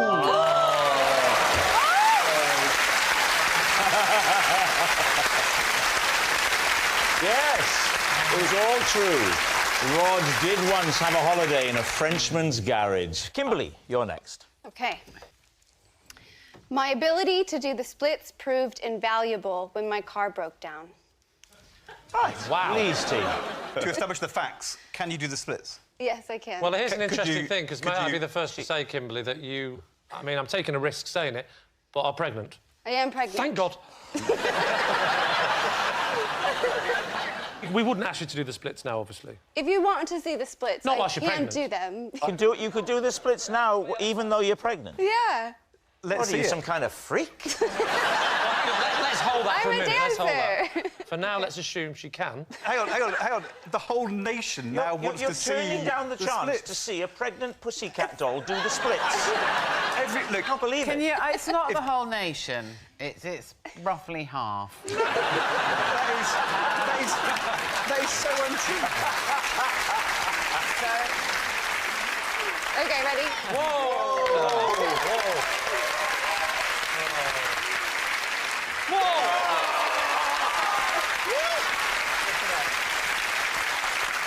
Kimberly, I'm very happy to tell you, it's a boy.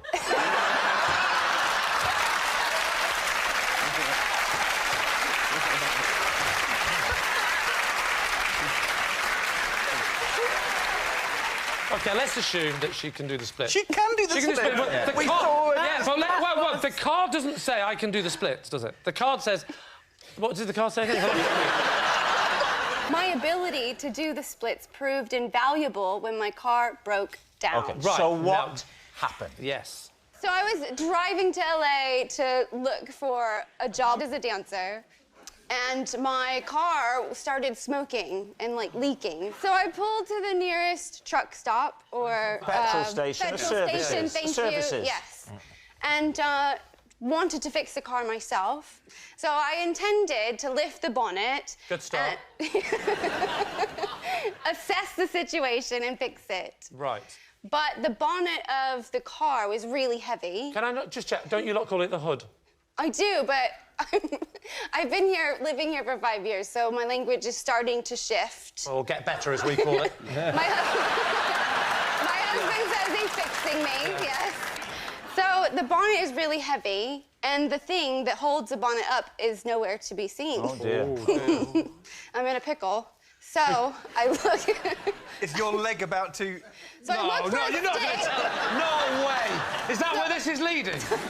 I know I want to put oil in my car, and I need 2 hands to do it. No. So the shop helped me make, like, a funnel. No. And I had the other hand with the oil, but I needed to get the bonnet up.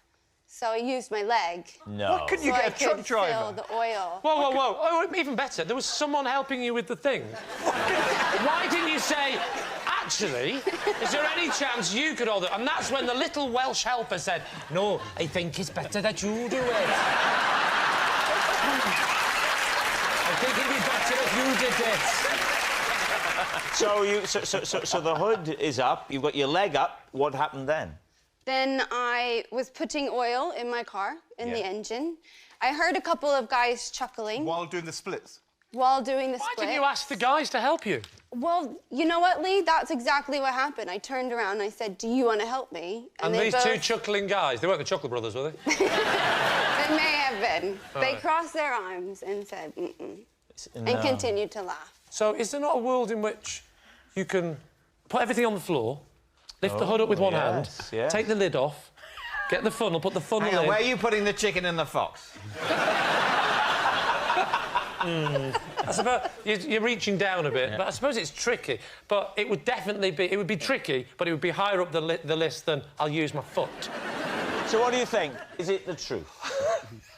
Well, I'm torn here, because I wouldn't give it a moment's thought. This is definitely a lie. But she can do it. She can stick her leg in the air quite high. It's a lie. She can do it, but she didn't need to do it. She wouldn't have done it. What I can't believe is that if 2 old gits won't come and help you, of all people, to do your car, then America is finished. So I kind of don't believe it, really. I can't believe that two people wouldn't Because help. this has turned the British If public. it was me...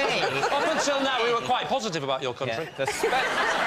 The special relationship ends It here. ends now. So, Lee, what's it going to be? So you're both saying a lie. I'll go with my team and say it's got to be a lie. It's a lie. Kimberly, truth or lie? It is true. No way! Sheila, you're first up tonight. Oh. I keep a spare front door key on my cat's collar. If I ever get locked out, I simply call my cat and he comes to my rescue. Please, T. Wow. What's the name of your cat, Sheila? Stanley. Could you do the call? How do you call Stanley? What's it chicken? Surely that's how he calls That's you. what Stanley's... I was confusing because when he wanted to come in, I didn't have a cat flap. And I would do the intercom and say, "Are you there, Stanley?" And he'd go, "Meow." So you haven't got a cat flap? I haven't got a cat flap, no. You haven't got a cat flap, and the spare key is round his neck. Yeah. What happens if you come and he's in the house? He doesn't have them on when he's in the house. Oh, he takes them off, does he, when he comes in? I Does he take it off and hide it under the brick for you? I take them off when it's in the house, because it jingles. So do you put him out every time you leave the house? Yes, I do. You do? Are you not worried about burglars? Like, seeing the key around your cat's neck and then using him like a key ring and just... No,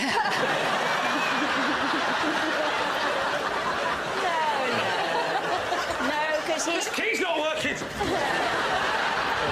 No, it's in a metal case. It looks almost like a whistle or something. Oh, I And you see. just pull it out, and then inside there's a Does key. he also wear one of those medallions with his address on it? No, he's got a chip.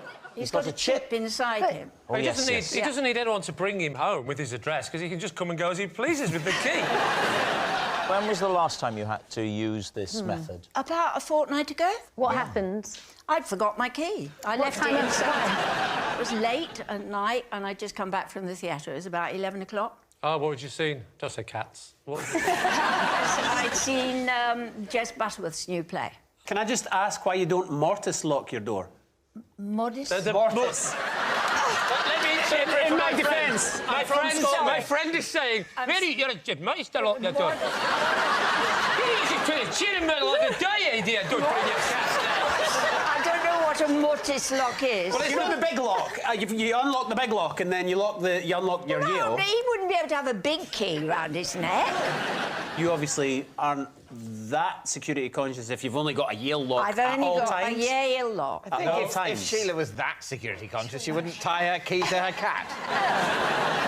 So 2 weeks ago, you went to the theatre and you got back at sort of 10:30 at night, 11 o'clock. Yeah. What time did you get back from the theatre? Usually about 11? About 11, Just yeah. making a note of this, I'm going to rob you. All right, what are you going to say? Lie. You think it's a lie? Lie. I'm going with my lie. I think she's too sensible to do this, Sheila. OK. Yeah. You're saying it's a lie. Sheila, truth or lie? Well, it is a lie. And Alex, you're first tonight. Oh, OK. I once got the giggles on the one show when I accidentally destroyed a priceless historical artefact. Please do. What was the priceless historical artefact? It was a letter. Which letter? There's 26 to choose from. A written letter. So who was the letter to him from? To some soldiers from King George. How did you destroy it? So I was going through a little phase. Ah, was it that phase? It was that phase, but it wasn't that phase. Right. It was a phase where I was drinking green tea. So I had a pint of green tea. A pint? A pint. Proper old-school Welsh. Doesn't matter what it is, it has to be in a pint. Where were you hiding it on the set? It was rehearsal.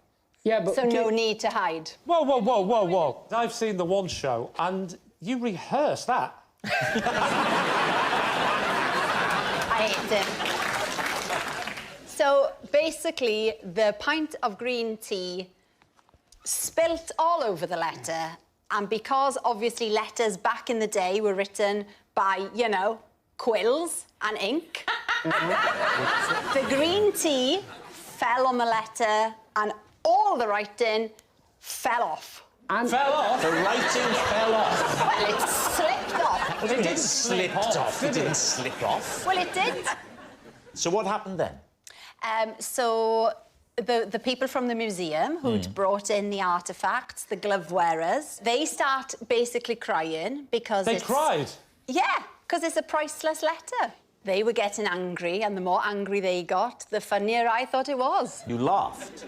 Well, I've got that thing, you know, when things happen, I mean, I find it really funny. You know, when you're not supposed to laugh? I think there's a name for it. It's called something. Yes, insensitivity. All right. What do we think?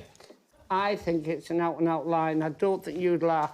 And if letters fell off a page, I think you were just fantasising over Harry Potter. Anna, what about you? I'm going to say it's a lie. I think it's true, because I think she screams incompetence.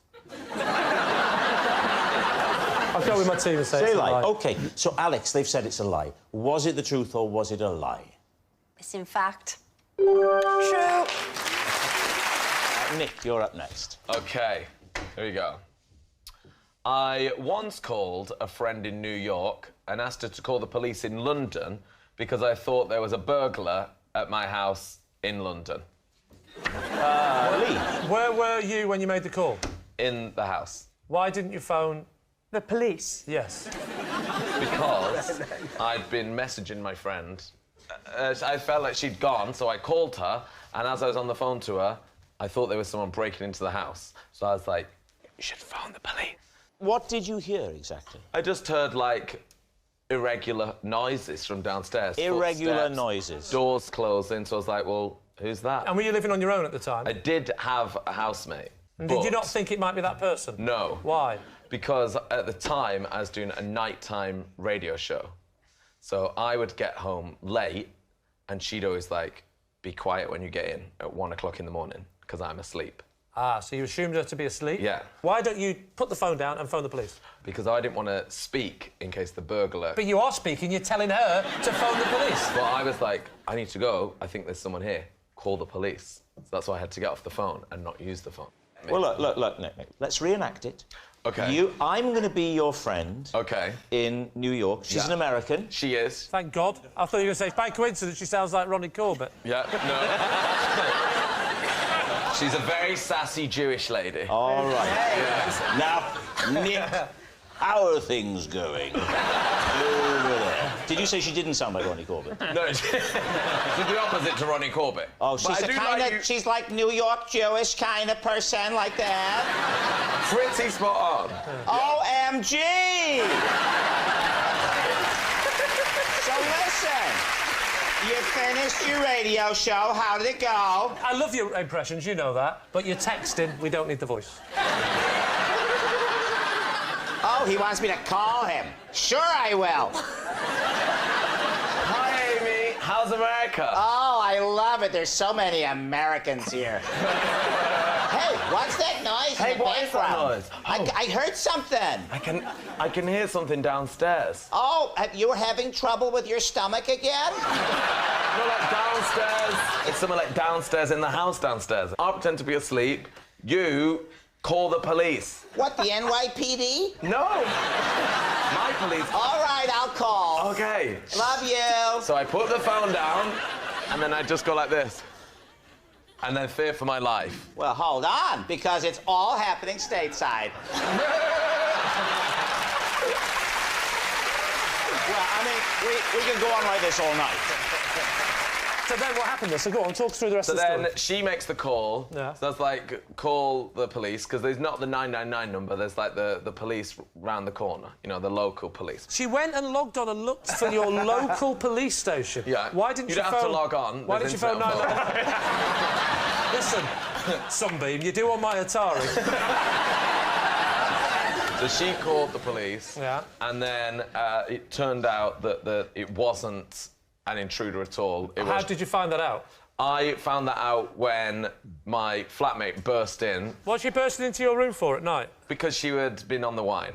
So the bang, bang, bang noises were her, like, looking for wine or something, I don't know. And you said what? I said, oh, my God. Hypocrite. I said I thought I was going to be killed by the intruder. The police are coming. So then we were like, well, we need to call the police now. So you phoned me back in New York. Go on. No, I didn't phone you. You want me to cancel them? Get on your way, honey. I just went direct to tell them. Yo, so when you want me, I'm right here waiting. But when you don't want me, you just drop me. Well, screw you, Grimshaw.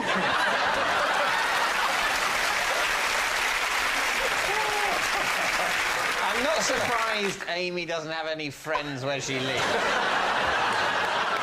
What are you thinking, Lee? What do we think, Rob? I believe it. I believe it? I believe this man. I've been taken for a ride. I like it. You're starting to sound more and more like Amy every day.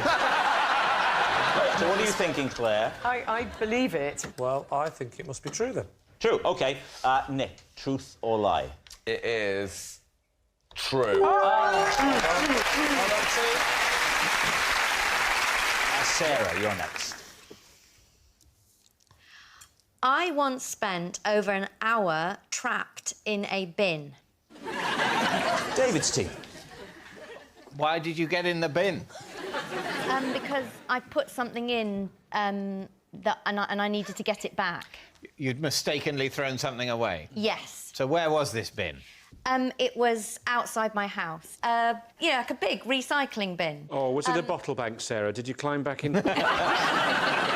There was some in that. There was some in There's that. a little bit left in there. So what had you thrown out by Some accident? important paperwork.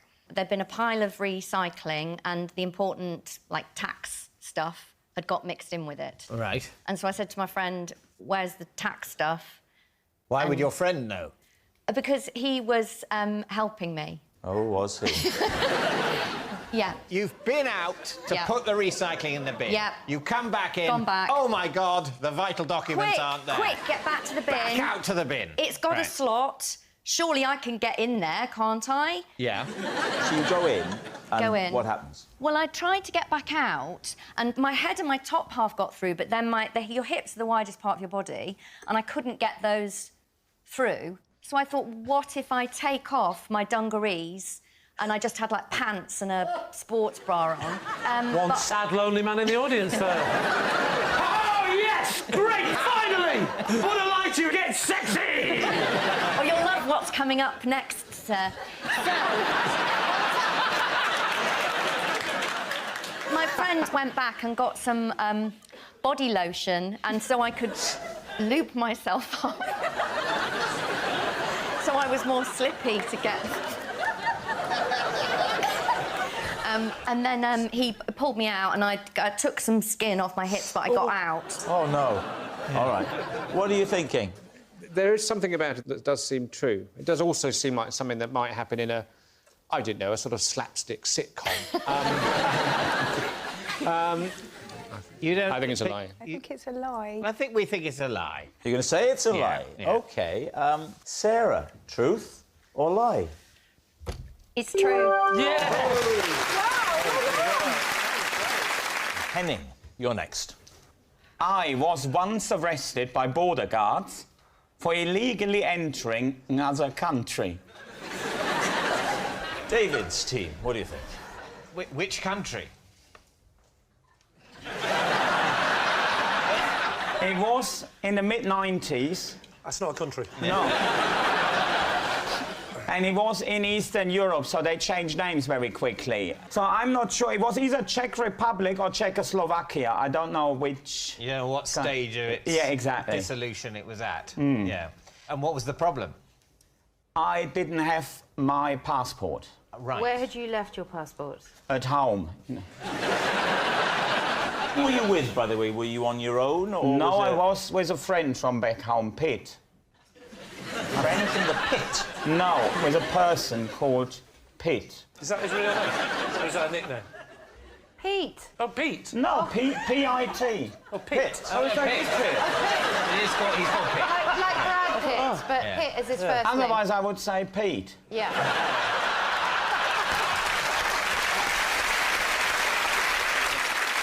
We were travelling on something that was called Schönes Wochenend-Ticket. And that's German for National Express. No. Now, what it is German for, you can use any train you like as long as it's a slow train. We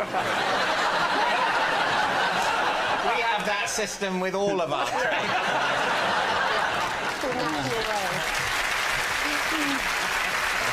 OK, so you get off the train at the border. You do. Is it at that moment you realise you don't have your passport? Yes. So we wanted to go into Czechoslovakia. So I didn't have my passport. So the obvious thing to do is don't go across where the border guards are, but go a mile off into the fields and cross there. If then someone wants to see your passport, you say, oh, I must have lost it. Roughly how far into Czechoslovakia, in whatever form it was, were you? I was about, give or take, a mile. I see in the distance, I see like two lights, two white lights. They're getting bigger and bigger and bigger. And then I realise it's a Jeep. And then they're driving towards us. I'm quite gripped by this story. The Jeep then just stopped, and then there is 4 people jumping out with automatic rifles and dogs. Automatic dogs? What sort of dogs were they? I didn't ask for their names. But... Neither did Alex. They were terrifying dogs, probably Alsatians or something. What happened? They're all around you. So well, what they all do they say? jump out with their rifles, don't they? And then saying, or whatever their language is. So, and then we had to gain the Jeep, and when we were driving off into Czechoslovakia, and then we ended up in some woods. One of them jumps out, opens a gate, and I didn't even see was there. Then there is some little wooden hut. And was someone in there that spoke German.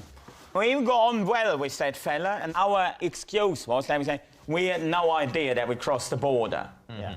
So, and then, well, they didn't fully buy it, but they knew there was little point executing us.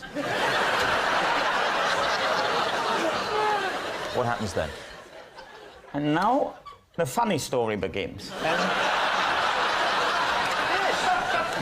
They said, you'll have to pay a penalty. Oh, the Germans and penalties. That penalty... Never again, please. Then the Czechs drove us back to the German border, handed us over to the German border guards, and then they congratulated us on being the first illegal immigrants from Germany into Czechoslovakia. Well, there we are. David, what are you and your team thinking? It's the travel card thing. It just seems right. No, I think on an emotional level, having spent so long hearing that story, we need it to be true. Yeah. We need something. We need it to be true, Yeah. because a lot of our life went into that. So yes, you're going to say on that true? emotional level, I think we have to say true. You're saying it's true. Henning, truth or lie? Well, that story is actually true. When my kids were younger, I designed a special system for remembering which Teletubby was which. David's team. OK. Name the Teletubbies. Name the Teletubbies? Yeah. All right. You had Kian. Oh, no, that's Westlife. Hang on. You had Poe, Lala, Tinky Winky, and Dipsy. And Stuart Sutcliffe, but he left before Ringo. Right. You know what colours each of them are? Oh, you bet. You've got Poe, who is red. Poe is red, OK. Yes. Dipsy isn't. Yeah. Dipsy, what? Neither's Tinky Winky. Tinky Winky. And I'll say the same about Lala. Winky. So the system for your kids was just to find out which one was red? No, Poe's the red one. The green one is Dipsy. Lala is yellow. Yeah. Yellow. And who have I missed? Tinky Winky. Tinky Winky is like a purple. But how do you know? What's the system? How do you know that they're those colours? You said you had a system. I have got a system. Do you want to know the system? Yes. Right. Poe. Yep. I remember as being like a post box, so that's red. Lala sounds like yellow. Well, it doesn't, but it sounds more like yellow than Poe, Tinky Winky or Dipsy.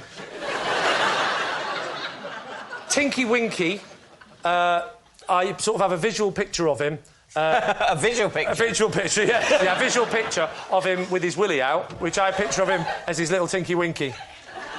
Purple. Purple. Urgent and purple. Dipsy sounds a bit like the deep sea, which is green. It isn't, it's usually blue, but the deep sea is definitely more green than it is purple, red or yellow. Thank you.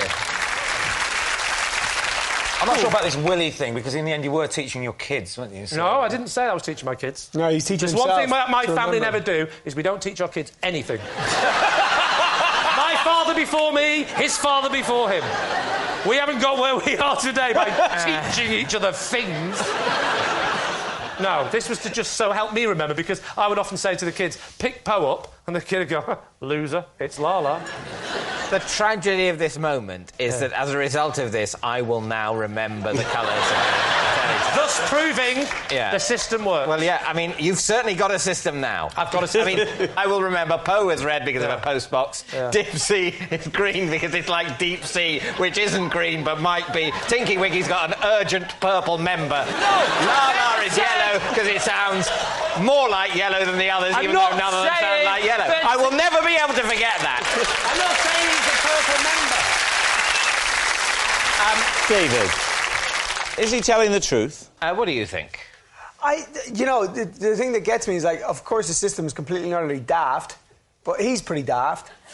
And on top of that, he didn't get any of it wrong any time he said it. He may just know the colour of the Teletubbies without... Because I think the system, effective though it's proved to be, is just something he's invented. I think we've seen him invent it. Do you think it's true? No, I don't think it is. I agree with you. I think he knows the colours of the Teletubbies. He probably has watched it with his kids, but I don't think he actually has a system. You think it's true? Oh, no, let's not go down this road again. Yeah. Well, basically, I'm going with you, whatever.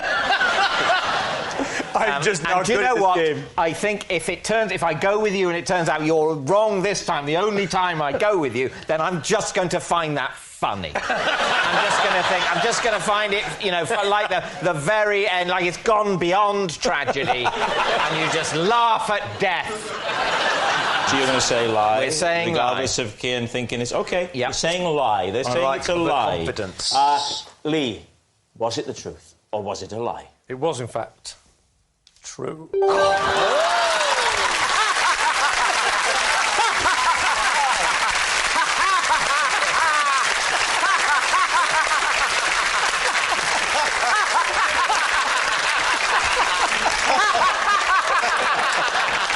Okay. Calm yourself. I am so merry. OK, they offered me this in Braille, but as blind people go, I'm pretty rubbish and I can't read any of that nonsense. So, Lee, will you please do me the honours and read what is on that card? I certainly will. For a whole month, I thought my neighbour was ignoring me, and he thought I was ignoring him, until he found out I was blind, and I found out he was deaf.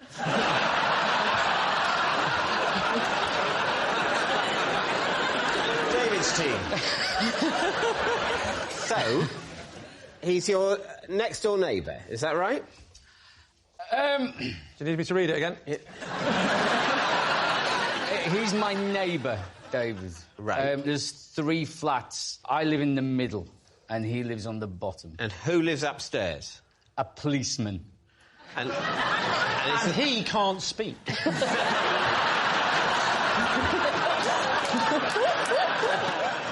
So you thought he was being standoffish? I thought he was being the rudest person that I've ever met.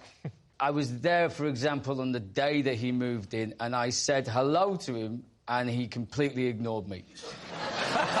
Maybe he didn't. Maybe he went... Well, I don't know what you're doing, and...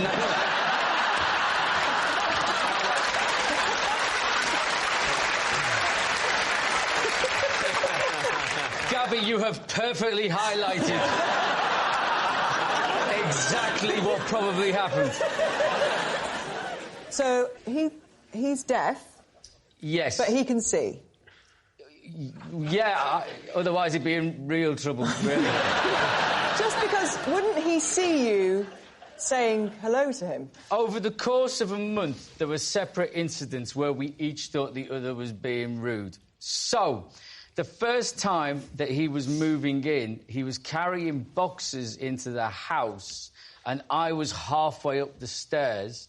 I shouted hello to him, and he never said anything back to me. And I thought, that's a bit rude, And you knew he was there just through hearing. You heard the sound, and you knew, that'll be the new bloke arriving. Contrary to popular belief, deaf people do make a noise.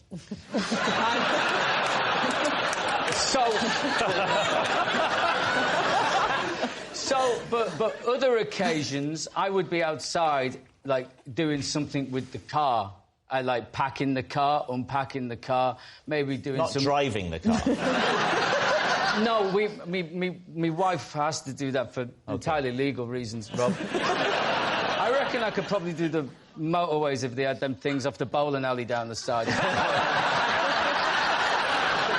A number of times, he'd come back to the flat and he'd, like, waved and smiled at me and I'd not known he was there and completely blanked him. And then I'd heard him walk past and I'd shouted hello to him. But I was talking to his back then, and he never answered me. And this went on for quite a while, really. How did it resolve itself? Yeah. Did the policeman intervene and sort it out? I called the police, and he came down. Yeah. And then I had a hunch he must be deaf. I guessed that was the only possible, plausible option. I'm exactly like that with my audiences when they're not laughing. I actually bumped into his mum, who was visiting, and I said, like, he's deaf, isn't he? And she said, yeah. That's a bold opening gambit. We have each other's mobile numbers now, and so we're able to Hang on, let me think about this for a second. How does he answer the phone? We have text messages, Lee. Right, you know the next question, don't you?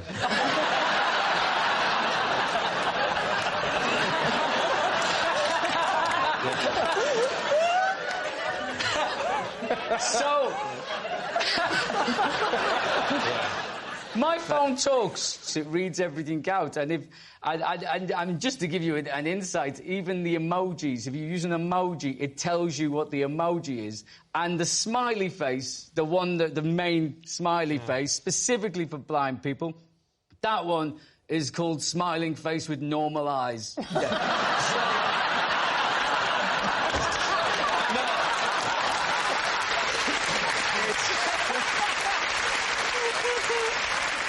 I don't know if I'm expected to use the smiling face with sunglasses, but it turns out as well, which took me by surprise, that he's Australian, which you associated with the accent, don't you? But, like, he's just Australian in his head.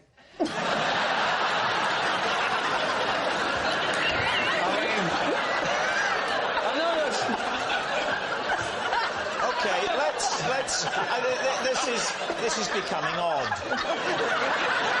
I mean, if any of this is offensive, they don't have to put it on the subtitles.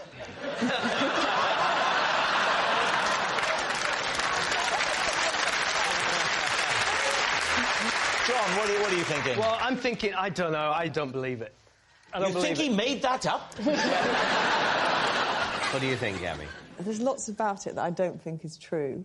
I believe it. I believe it, but You believe it, they don't. No, I'm not. I'm not going to overrule my team, though. No, you haven't got the strength of character. I do. I don't feel strong enough about it to overrule. No, I mean, it is plausible, OK, we're going to say true. Right, they're saying it's true. Chris, truth or lie? It is 100% true. Last year, I ate my Christmas dinner in the bath. David's team. Why? Because we had quite a lot of family round, and I just wanted to be on my own because I was in a really bad... And was it on a plate? That's a horrible image, isn't it? It was on a plate.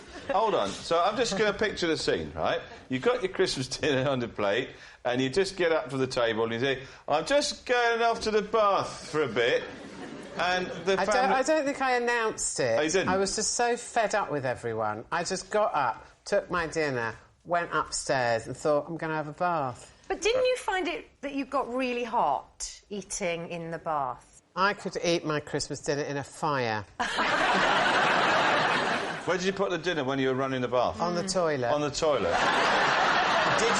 Did you allow the bath... with a lid on and a nice little tablecloth. No. Even so, I think it's a bit... Do you? It's just the associations, isn't it, of the two ends of the process.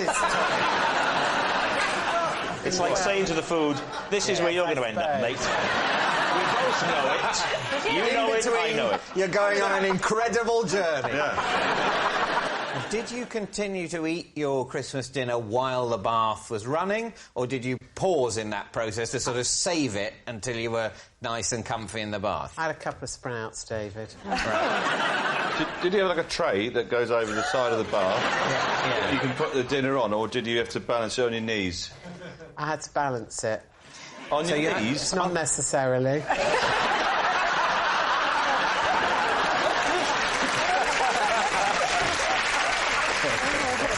If you're balancing it on a part of you, is there not a risk that it will become submerged at some point, which would ruin the dinner? Essentially, you're turning your Christmas dinner into the Maldives in about 30 years' time, when, you know, the bath water of the world starts to wash the sprouts towards the plug hole. Well, I don't put enough water in the bath for that. In fact, you know, I don't hardly need to put any water in the bath. OK. What do you think, David? What do your team think? I think maybe you had a bath, but you didn't eat your Christmas dinner there. Yeah, I can believe that Jo has had baths and has eaten Christmas dinners. I don't believe she's ever combined the two processes. I think she might have done. Oh, you think she might have done? Yeah. Oh, right. I thought we were heading towards consensus there, but in a very Christmassy way, we're very much at loggerheads. Yeah, that's right. Well, I think, seeing as I feel a little bit 50-50... Yeah. Oh, no, that doesn't help at all, does it? Well, no, it does. Because if you're 100% it's true and you're only 50% it's... Who said I was 100%? I'm about 80. All right. I'm going to need a pen. This is why I keep saying I need a spreadsheet. OK, we're going to say true. So they're saying true. Jo, eating your Christmas dinner in the bath. Truth or lie? It's a lie. I once lost Julian Lloyd Webber's cello because I was chatting up a parking attendant. Well, David and team. A lot of factors there. Why were you in possession of Julian Lloyd Webber's cello? Because he had lent it to me. Why would he lend you his cello? Well, not exactly lend. I was it? kind of looking after it. Where were you, Alex? I was in Manchester. Right. Yeah. Was he playing? Was he doing a gig or something? He was doing, he was like with an orchestra, but he had his own solo part, so he played. I know an orchestra. They have an instrument each, don't they? Yeah, but David, he had a special part. Oh right, okay. Yeah. But for which he didn't need his cello. It was he asked you to hold the cello. This was before. And go and check on the parking scenario in the middle of the symphony. This was before the concert. Okay. So did you know him? I hadn't met him before. No. But what was the great attraction of the parking attendant?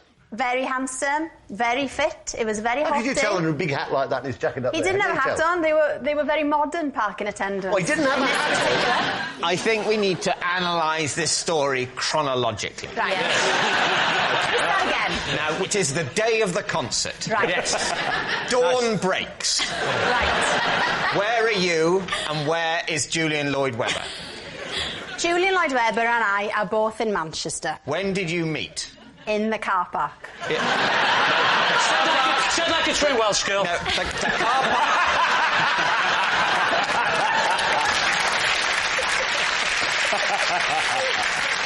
I'm afraid the car park is not an acceptable answer to the question, right. When did you meet? Right. Because the car park is a place, not a time. Let me set the scene. OK. So, I'm in the car park with the car park attendant. Of course you are. Yep. The car park attendant is just there. He hasn't got a hat on. He's not that official. He's just generally hanging around the car park, all sexy. He's just hanging out. Yeah. What's he wearing at the time? Has he got anything on? Is he naked? He's got jeans on and a T-shirt. Jeans and a T-shirt? And an illuminous This is just jacket. some guy. Some bloke.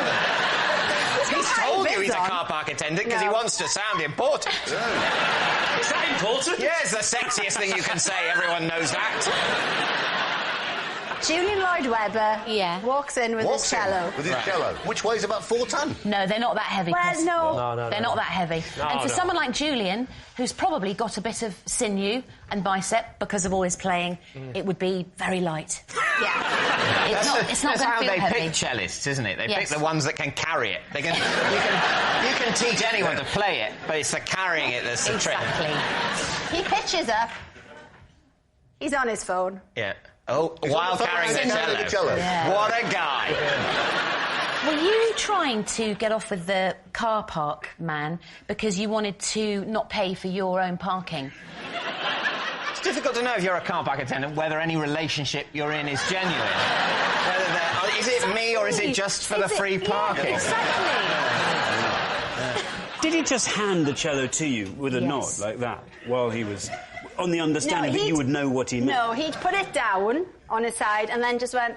What happens then? Yes, this is crucial. Then, Julian comes off the phone, taps me on the shoulder, where's my cello? I look round, cello gone. What? No! It was the car parking attendant. Who took the cello then?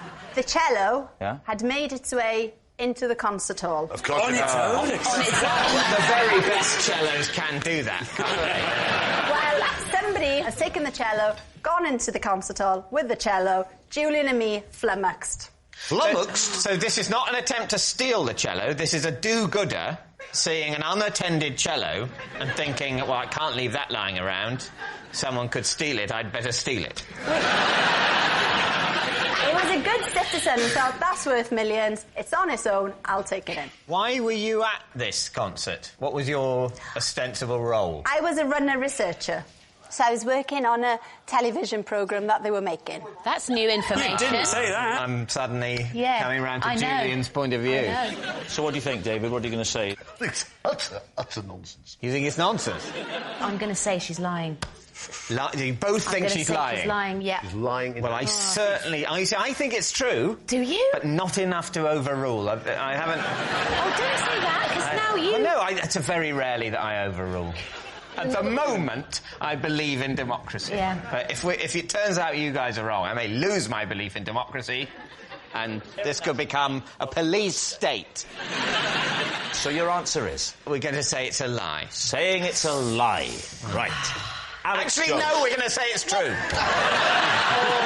Sorry, police state time, we're going to say it's true. I like that. I like that.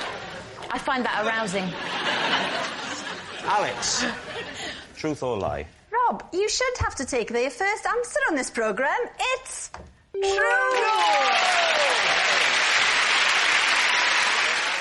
In our family, whoever was deemed to have done the worst mime in the Christmas game of charades had to stand up and have their finger nibbled by our pet tortoise. David Steen. What was the tortoise called? Aldwinkle. Why was he called Aldwinkle? Because that was the name of the place we got him, the village of Aldwinkle. How did it start? It must have been my father. It has his stamp upon it. I don't really remember. It was just something we always did, and it seemed perfectly normal to us. What was it about your father's finger? It wasn't my father's finger. It just... he rather liked the sort of traditional aspects of Christmas and liked to follow these things. Well, that's not one of them. an invention. I mean, there are some off-the-shelf traditions you could have used. Yeah. But I think mince pies, carols, turkey or goose, that kind of thing. He was sprinkled with a little artificial snow to make him seasonal, but nonetheless, that's what we... It wasn't a great time of year for Old Winkle. I think he was probably bewildered by the entire process, but nonetheless, that was what we did. Of course, as I'd forgotten, but you've reminded me, they hibernate. Well... That's exactly true, but hibernation can be an interrupted affair. Ooh. But you got your information right here. All the kids at home. Wake up the tortoise, he's fine. The Reverend Richard Colson going... Let's go and dig up Nan. I will concede Old Winkle was not at his liveliest. He was a bit more vital, I have to say, vigorous in the summer months. Well, this is the thing that worries me, because I think waking a tortoise... I mean, can you wake Waking any animal from hibernation can cause problems, so let's not do that, kids, whether this is truth or a lie. OK, but the actual ceremony, so you've played charades... There would always be somebody who did... Papillon, there would always be somebody who did the taking of... We did the same... You know, it's ritualised, that stuff. And anyway... Oh, sorry, the same... You did the same films every year? Yeah. You're really into ceremonial, aren't you? Yeah. We will now mime the taking of Pelham 1, 2, 3. Exactly. How was it decided who'd lost at charades? How did you do the scoring of charades? It was usually by the kind of tutting and sighing, the amount of tutting and sighing. And also by the length of time it took to guess the 4 films that we did every year. OK. And what were the other two? Papillon, Taking of Pelham 1, 2, 3. The Taking of Pelham 1, 2, 3. Yeah. The Sound of the Music and Towering Inferno. I've not seen The Sound of the Music. That sounds less positive about the music. The sound of the music is keeping everyone awake. OK, so, David's team. Kerry, what are you thinking? I think it's got to be a lie, hasn't it? Richard has a very honest face, doesn't he? You see, well, interesting about Richard, because that clothing he's wearing... Yeah. That only 2 sorts of people wear that. Vicars and confidence tricksters. We don't know which one he is yet. You think there's a difference? What are you thinking, Harry? Satire. I think because of the hibernation problem, I think it has to be a lie. What about you, though, David? What I always think is it could be either. Yeah. Yes. Because, of course, it sounds unlikely, but at the same time, that's exactly the kind of true thing they would pick. Yeah. If he just said, at Christmas, we would have mince pies. Yes. Then you go, well, that sounds true. Yes, true. What a merry show that would be. No, they've got to pick something that's either a lie or a true thing that might as well be a lie because it's so unlikely. And it's finding that distinction that apparently is the point of this section of my life.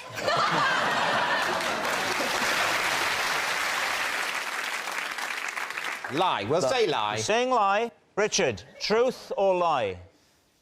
It's a lie. Can I just say before you start, this whole thou shalt not lie, let that go for a couple of hours. One Sunday, I embarrassed myself in front of the entire congregation after too many cups of communion wine. David's team. So, cups of communion wine. Had you over-catered and you had to finish it up? Yeah, basically that's what happens. So the rule is that if you bless the wine, it then has to be reverently consumed, is the phrase. So you have to finish it. I guess where it comes from is that, you know, once it's blessed, it sort of changes, if you like. It's not just normal wine anymore. Well, as usual, the issue of transubstantiation has come up on the show. So, obviously, if it's the blood of Christ, you can't just pour that down the sink. You've got to drink it. Because Christ wants all of his blood finished up. Yeah. So I had, like lots of vicars, I look after lots of churches, and so I had lots of services that day. Well, that must be very difficult. Yeah, well, there's lots of dashing about. You say it's difficult. It's only one day a week, isn't it? I mean, the hours are good, aren't they? You can fall out with people, you know. Not if you're full of forgiveness.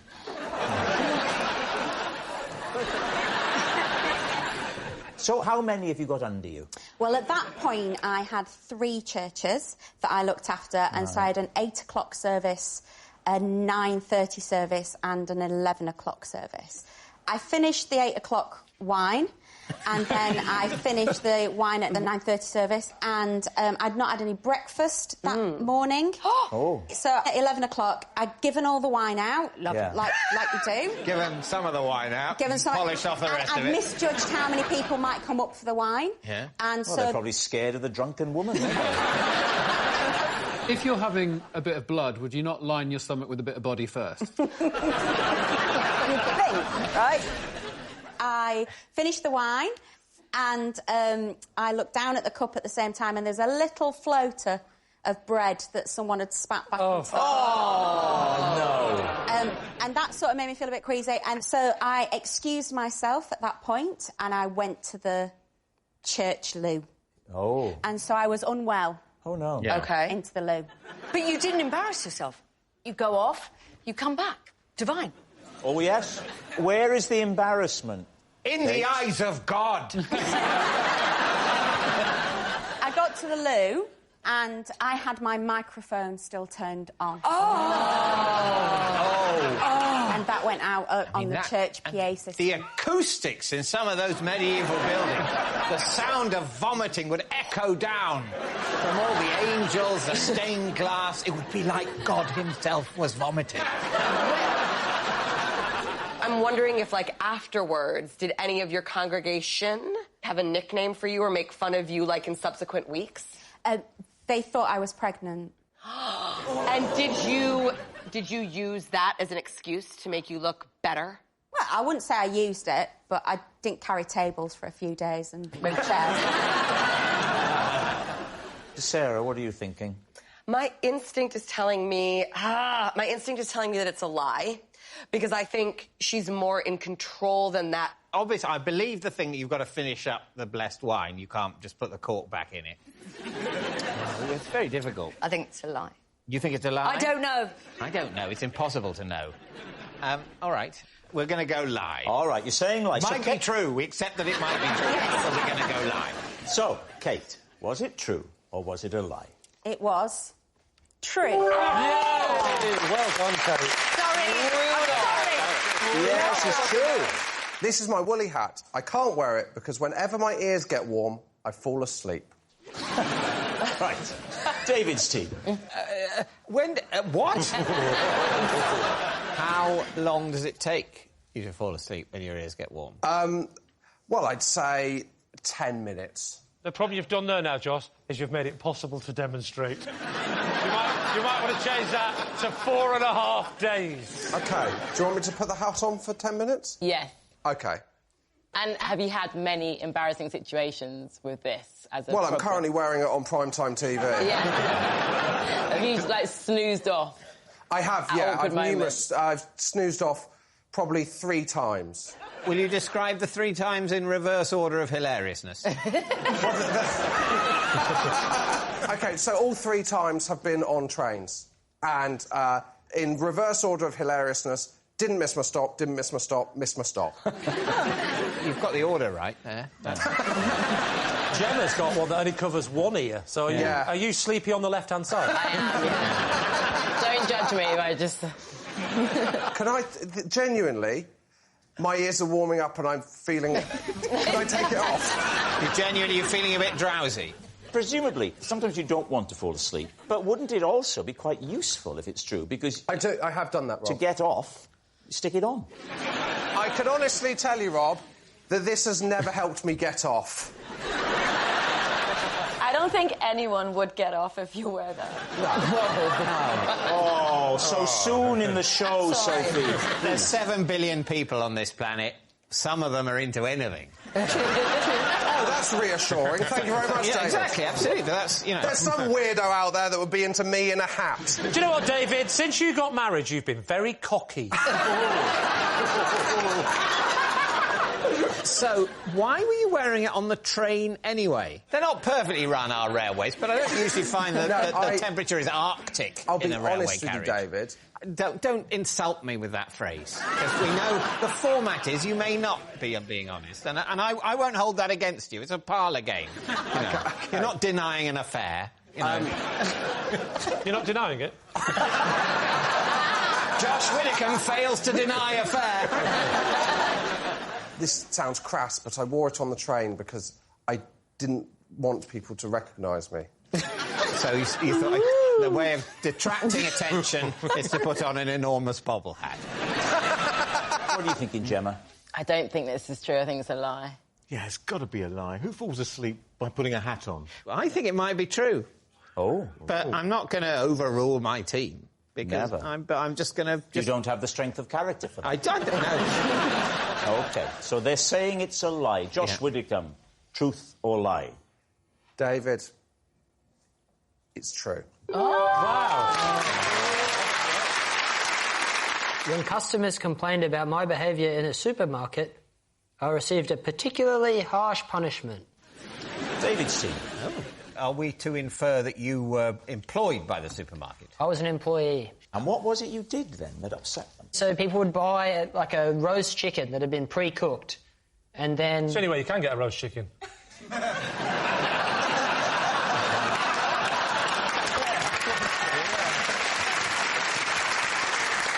And it'd be in sort of a bag, Right. but when I would bag it, I'd put it in the bag and then I'd kind of give that a flick, a little, like kind of a flourish before I'd put it down. Yeah. I was swinging the chickens. Customers were complaining. Sorry, so you're at the checkout. Where are the roast rotisserie chickens? You don't acquire them at the checkout, No, presumably. people were buying them and taking them to the checkout. OK, so they arrive at the checkout. In Australia, when people shop, they get the stuff and then they take it to the checkout. You scan it and then I've read about supermarkets, I know all that. It's your job on checkout to double bag the chickens. Yeah. Is there not a risk that your swinging technique might splatter juices, all over everyone? No risk, no reward. No risk, no reward? You got to risk it to get the biscuit, brother. Did you say you had a strange punishment? This is not from the boss, but the supervisor. The circus was in town. What? The circus came to town. The circus came to town. I wasn't expecting that. To advertise that someone with a monkey came and they were handing out flyers outside of the supermarket. Hang on. Is this the same story? Yeah. There's a monkey now? I'm serious. Come on. OK, Sam, go on. So everyone else was taking their break. They were going out to look at the monkey and to admire it, and because I'd been up to all this stuff with it, I was not allowed to go on my break to look at the monkey and never got to witness it. I wanted to go out, everyone else, and my friend came back and he goes, you wouldn't have wanted to see it, it was covered in scabs. And the boss and the supervisor, I don't know if I should even mention this, they were having an affair and they were going on cruise ships together. Can I just tell you now, right? In this show, if you're given 3 different truths or lies, spread them out throughout the show. Rather than think you've got to do them all in one story. The supervisor doesn't like your chicken swinging. He says we don't do that kind of thing here. And you said, swinging? Yes, you do. Yeah.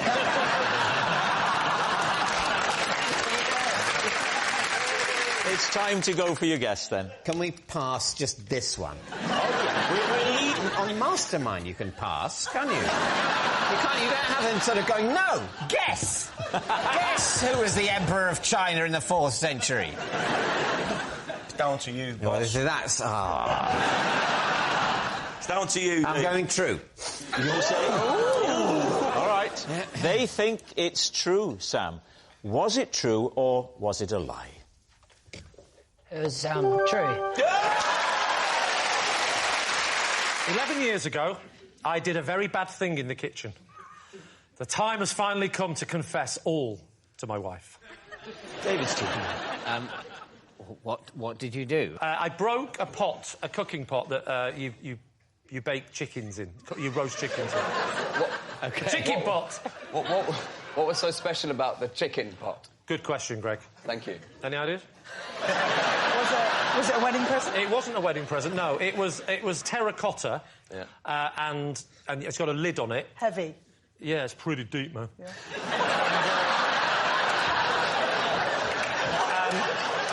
No, it genuinely is. It's about that deep, isn't it? And you put the lid on, and the thing about these terracotta pots is you're not supposed to wash them.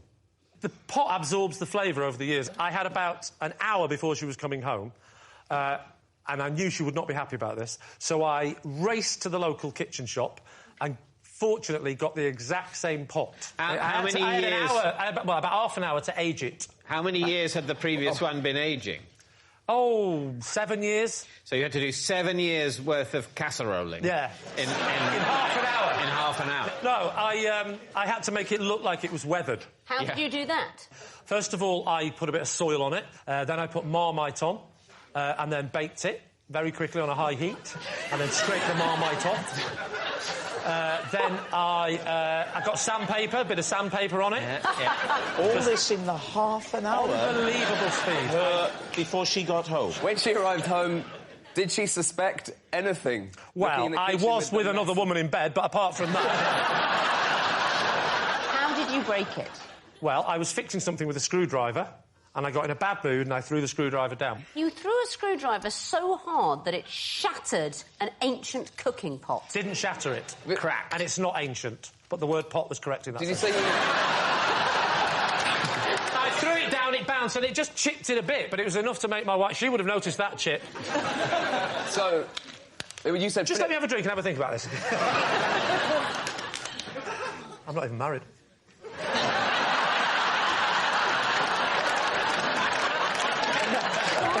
Why did you feel that a 7-year-old cooking pot had so much sentimental value for your wife that it was worth all this trouble? Oh, did I not mention her grandmother's ashes inside? Oh, I'm sorry. Oh, no, that's quite relevant. Sorry, I forgot that. Yeah. Did you also burn another old lady? All right, it's time to decide. Victoria? I have met Lee's wife. She's an extremely sophisticated and nuanced woman with many interests. I don't think she'll be so... Whoa, what do you mean, many interests? What do you know that I don't? What are you can't saying? believe that a 7-year-old pot would loom so large that you would feel unable to tell her. That's because when you come round to my house and you're with my wife and we're having dinner, she's pleasant and she's nice. She's lovely, she's calm. And the second we wave you off, bye, see, this has been lovely, close that door. She goes, you embarrass me again! With your TV friends! That posh one with the beard kept staring at me! And I didn't like her husband either.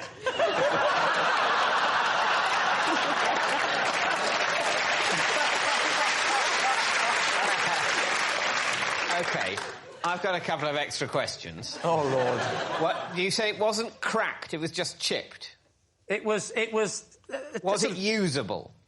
Yes, it was definitely usable. You would have been able to say, I'm really sorry I've chipped it, but the thing that you so love about it, all this accumulated flavour, is still there. It's not affected by a tiny chip. There's a tiny bit missing. And actually, apparently, all the flavour comes from the sweet spot. And that's what had gone. Where was I remember as it chipped off, I went, smelt the pot, nothing. I took this little piece of it. Wow. Even though the functionality of the pot is unaffected, you thought she'd be so furious at superficial damage to it... Not superficial. It is superficial. No, it isn't superficial. I haven't told you the size of the chip, have I? No. OK. You just simulated it. You went like that. Yeah, but you don't know how I'm holding it. I'm holding it at the edge of... the edge of it. It goes round here. I'm holding it, you see. All right, David, it's time to get a grip and make a decision. So the flight of the screwdriver... Can I just the pot was ruined, David. That's all you need to know. Well, yeah, but when you said... There you go, David! Yeah. Do you know what? I wish I'd have taken my chances with my wife at the time. This is unbearable! Right. It is time to decide.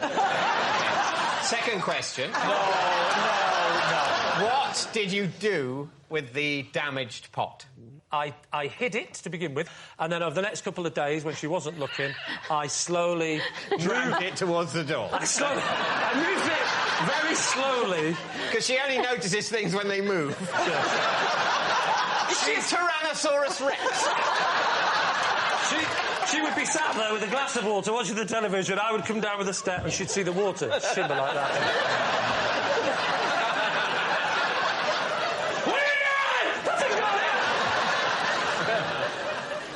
So, David, it's time to decide. Yeah. Was Lee telling the truth? Well, what do you think? I think it's a lie. What do you think?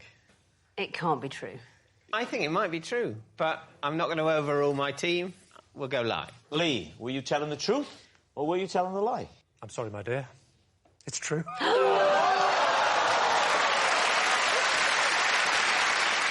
As a child, my Christmas was once cut short when my mum took the decorations down halfway through Christmas Day. David's team. Oh, right, this... Thank you. Was she always down on Christmas, or was... What happened this year? Well, this year in particular, Yeah. just halfway through Christmas Day, she's like, I've had enough. We've done the presents. Had you done the lunch? Yeah, we've done lunch. So let's just... What was the time? 2:30. OK, so pre-Queen. Oh, we don't do the Queen in my family. I'm so sorry, David. You don't listen to the Queen? No. Did it become... I mean, she's the head of state. 8 minutes a year, you know, and 6.5 if you skip the bit with the trumpets. Was it a great dramatic gesture, or was it sort of... It was quite dramatic, because were the things were on the ceiling? And it's taking the tree down and putting a plastic tree back into a box. The stuff on the ceiling, did she have to get We a didn't have ladder? stuff on the ceiling. Well, you had no tinsel, like, round the room? No. Oh, this was hardly a Christmas, wasn't it? You don't watch the Queen's speech. I expect you were having a pizza. You're having a pizza and she put the fake tree away like an umbrella. Fine, pop that away. This is barely worth hearing about. Was there a specific incident that set her off? She was very disappointed with me and my sisters because... In general. I think I had got one present and I had not liked it, and so that was a bad point, and my sister Cheryl hadn't got out of bed yet. Now, tell us about your Christmas Day. I'm imagining there's a lot more structure to it. And respect is a word that's coming to my mind. Thanks, Rob. Oh, I don't know. I think I have quite a normal Christmas Day. I imagine Bucks Fizz at 11. No, we don't book a band.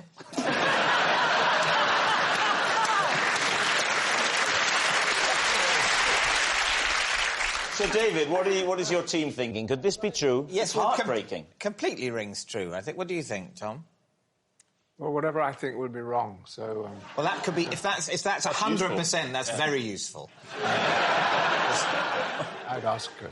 What do you think, then? Well, I'd go with Tom, really. I've had an insight. Tom's had an insight, Yeah, I think she's not telling the truth. Oh, what... Why do you think that? I don't know. It just came over me. Right. I think she's telling the truth. But it's quite easy to know who to side with here. I literally sit at home all day watching Homes Under the Hammer, and you're next to a Knight of the Realm. Yeah, but I'd go with him if I were you.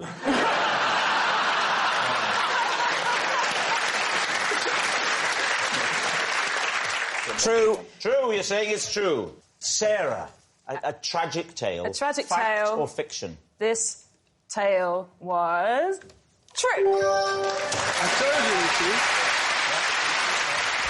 I once prevented a burglar from breaking into my house by hiding behind the door and barking like 2 different dogs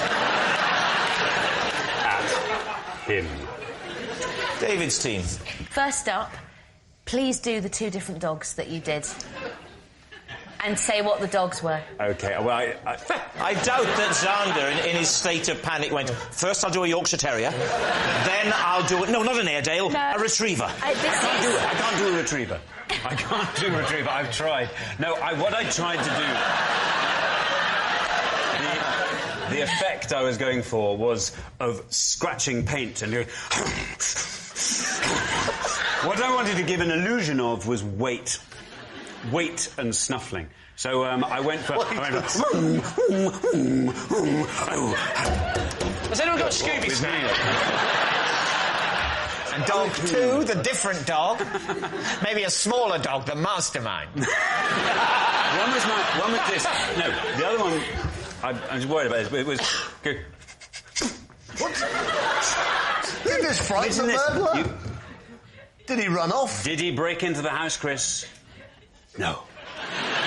You're crouching down behind a door. Yes. And a burglar is also coming through the door. Well, what was happening was the burglar was busy... was at the door trying to force his way in by shoulder barging. The door wasn't open, but he was trying to break the jam. So this was at night? And is your bed right by your... Is your bed right by your front door? No, it's not. My bed is in my bedroom. Classic. Yeah. I thought because that's the last so you place thought, they'll look. hello, somebody's shoulder barging the front door. I was woken up by thunk, thunk on the door, and I was just thinking, what do I do? So did you hear he was barging away? Brum, brum, Yeah. and you were then suddenly snuffling away at the other side of the door. Yeah. And then he paused, did he? He paused. And then he went away. I think it weirded him out. Why didn't you do the noise of a scary dog? It sounded like a hamster. This is a very big hamster. That's scary, actually, isn't it? That's actually very scary. But don't you have a burglar alarm, Xander? I never set a burglar alarm. Not on national television. Hang on. OK, David, what are you going to say? Truth or lie? What do you think, Chris? I think it's so daft, and he's so daft. And it's such a ridiculous vision. I think it's almost certainly true. Well, I'm the yin to your yang. Are you really? I'm saying it's a lie, a big fat one. I want you to override me again, David. I want you to override me. Sorry, if I do that again, it won't be special.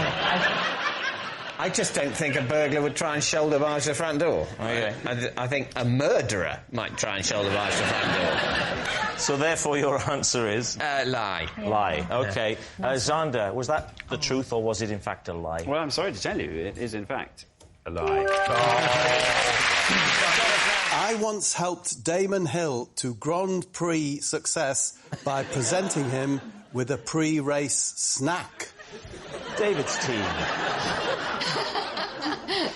Well, it certainly tripped off the tongue. Thank you.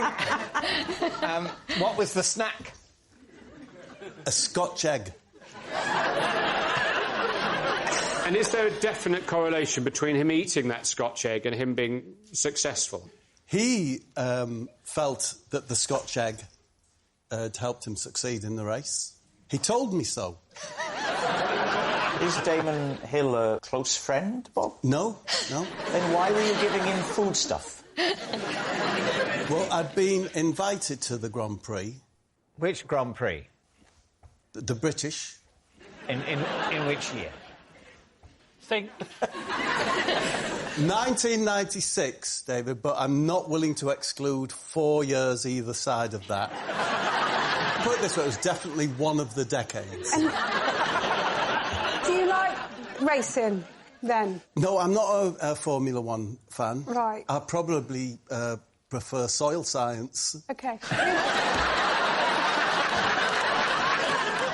Who was he driving for? He was driving for a company that had very fast company cars.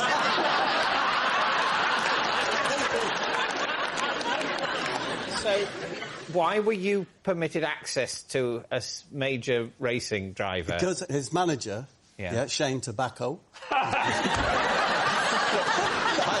I can't remember his name. You can't remember his name. Shane, or whoever it was also with another bloke, you know, benefiting from hospitality. What was his name? Let's say Top Heavy Ken. Right.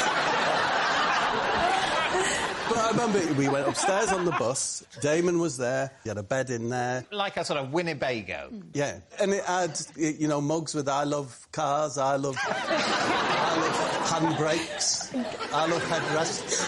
And this is the day of the race? David, this is just like an hour and a half before the race. An hour and a half before the race. You've turned up an hour and a half early, because even though you're more into soil science, you want to soak up the atmosphere with a good hour and a half of waiting before the televised traffic begins. Yes.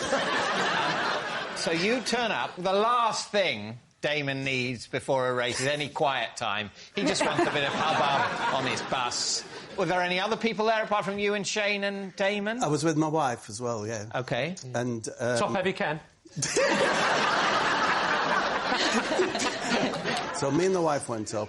I think when you go to someone's home or their Winnebago or whatever, you should... Do you know, like, if you're going to a dinner party at someone's house, you'll always take them a bottle of vinegar, yeah?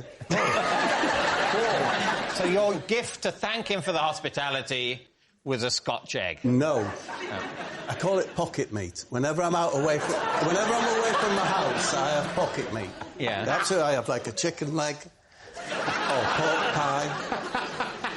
And I thought, I've got some pocket meat. It was a Scotch egg in its cellophane. And I said, Damon, we all know that if you pop a sausage roll in an American's pocket, it brings him good luck. I said, maybe a Scotch egg would work for a British fella like you. And I gave it to him. Is that a thing? Yeah, very much. What, that if you put meat in an American's pocket...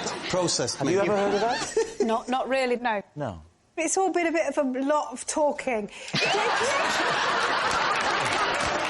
quite forgotten the original bit of the story. Did he eat said Scotch egg before the race? I'll never know, Samantha, but after the race, he said that he took the Scotch egg round with him. He swore he did. In the car? I don't know whether he put it in the glove box on the passenger seat.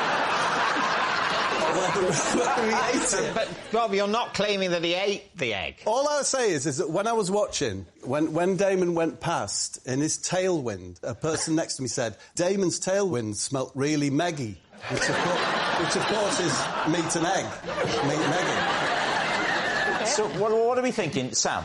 Do you know what? Sometimes stories are so mad that they've got to be true. What I would say here is be wary when it comes to Bob. Oh, OK. Do you remember, David, that I think it was the last time Bob was with us, he told us Chris Rea told him to put an egg into his bath. I can't even remember. Was that true? No. But you believed it was true? Yes. Miles, what are you thinking? Well, I think that you're sort of somewhat cynically using this as an opportunity to tout your kind of charms.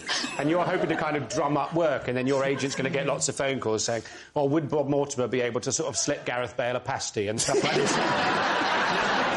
I think it's a lie. You think it's a lie? But you think it's true? I'm on the fence. Oh, dear. This is a horrible situation. I don't know. My instinct is it's a lie. You're saying lie? OK, yeah. Bob Mortimer. A lucky Scotch egg for Damon Hill at the British Grand Prix. Truth or lie? I was telling the truth. He's done it again. It is an impossible situation. One egg thing's true, the other egg... How can I have disbelieved the wrong egg thing? So obviously what they'd make up some random thing about an egg and a long-departed 90s celebrity. Is he dead? He's not... No, he's not dead. He's just... You never hear from him. What does Damon Hill do now? He's probably into soil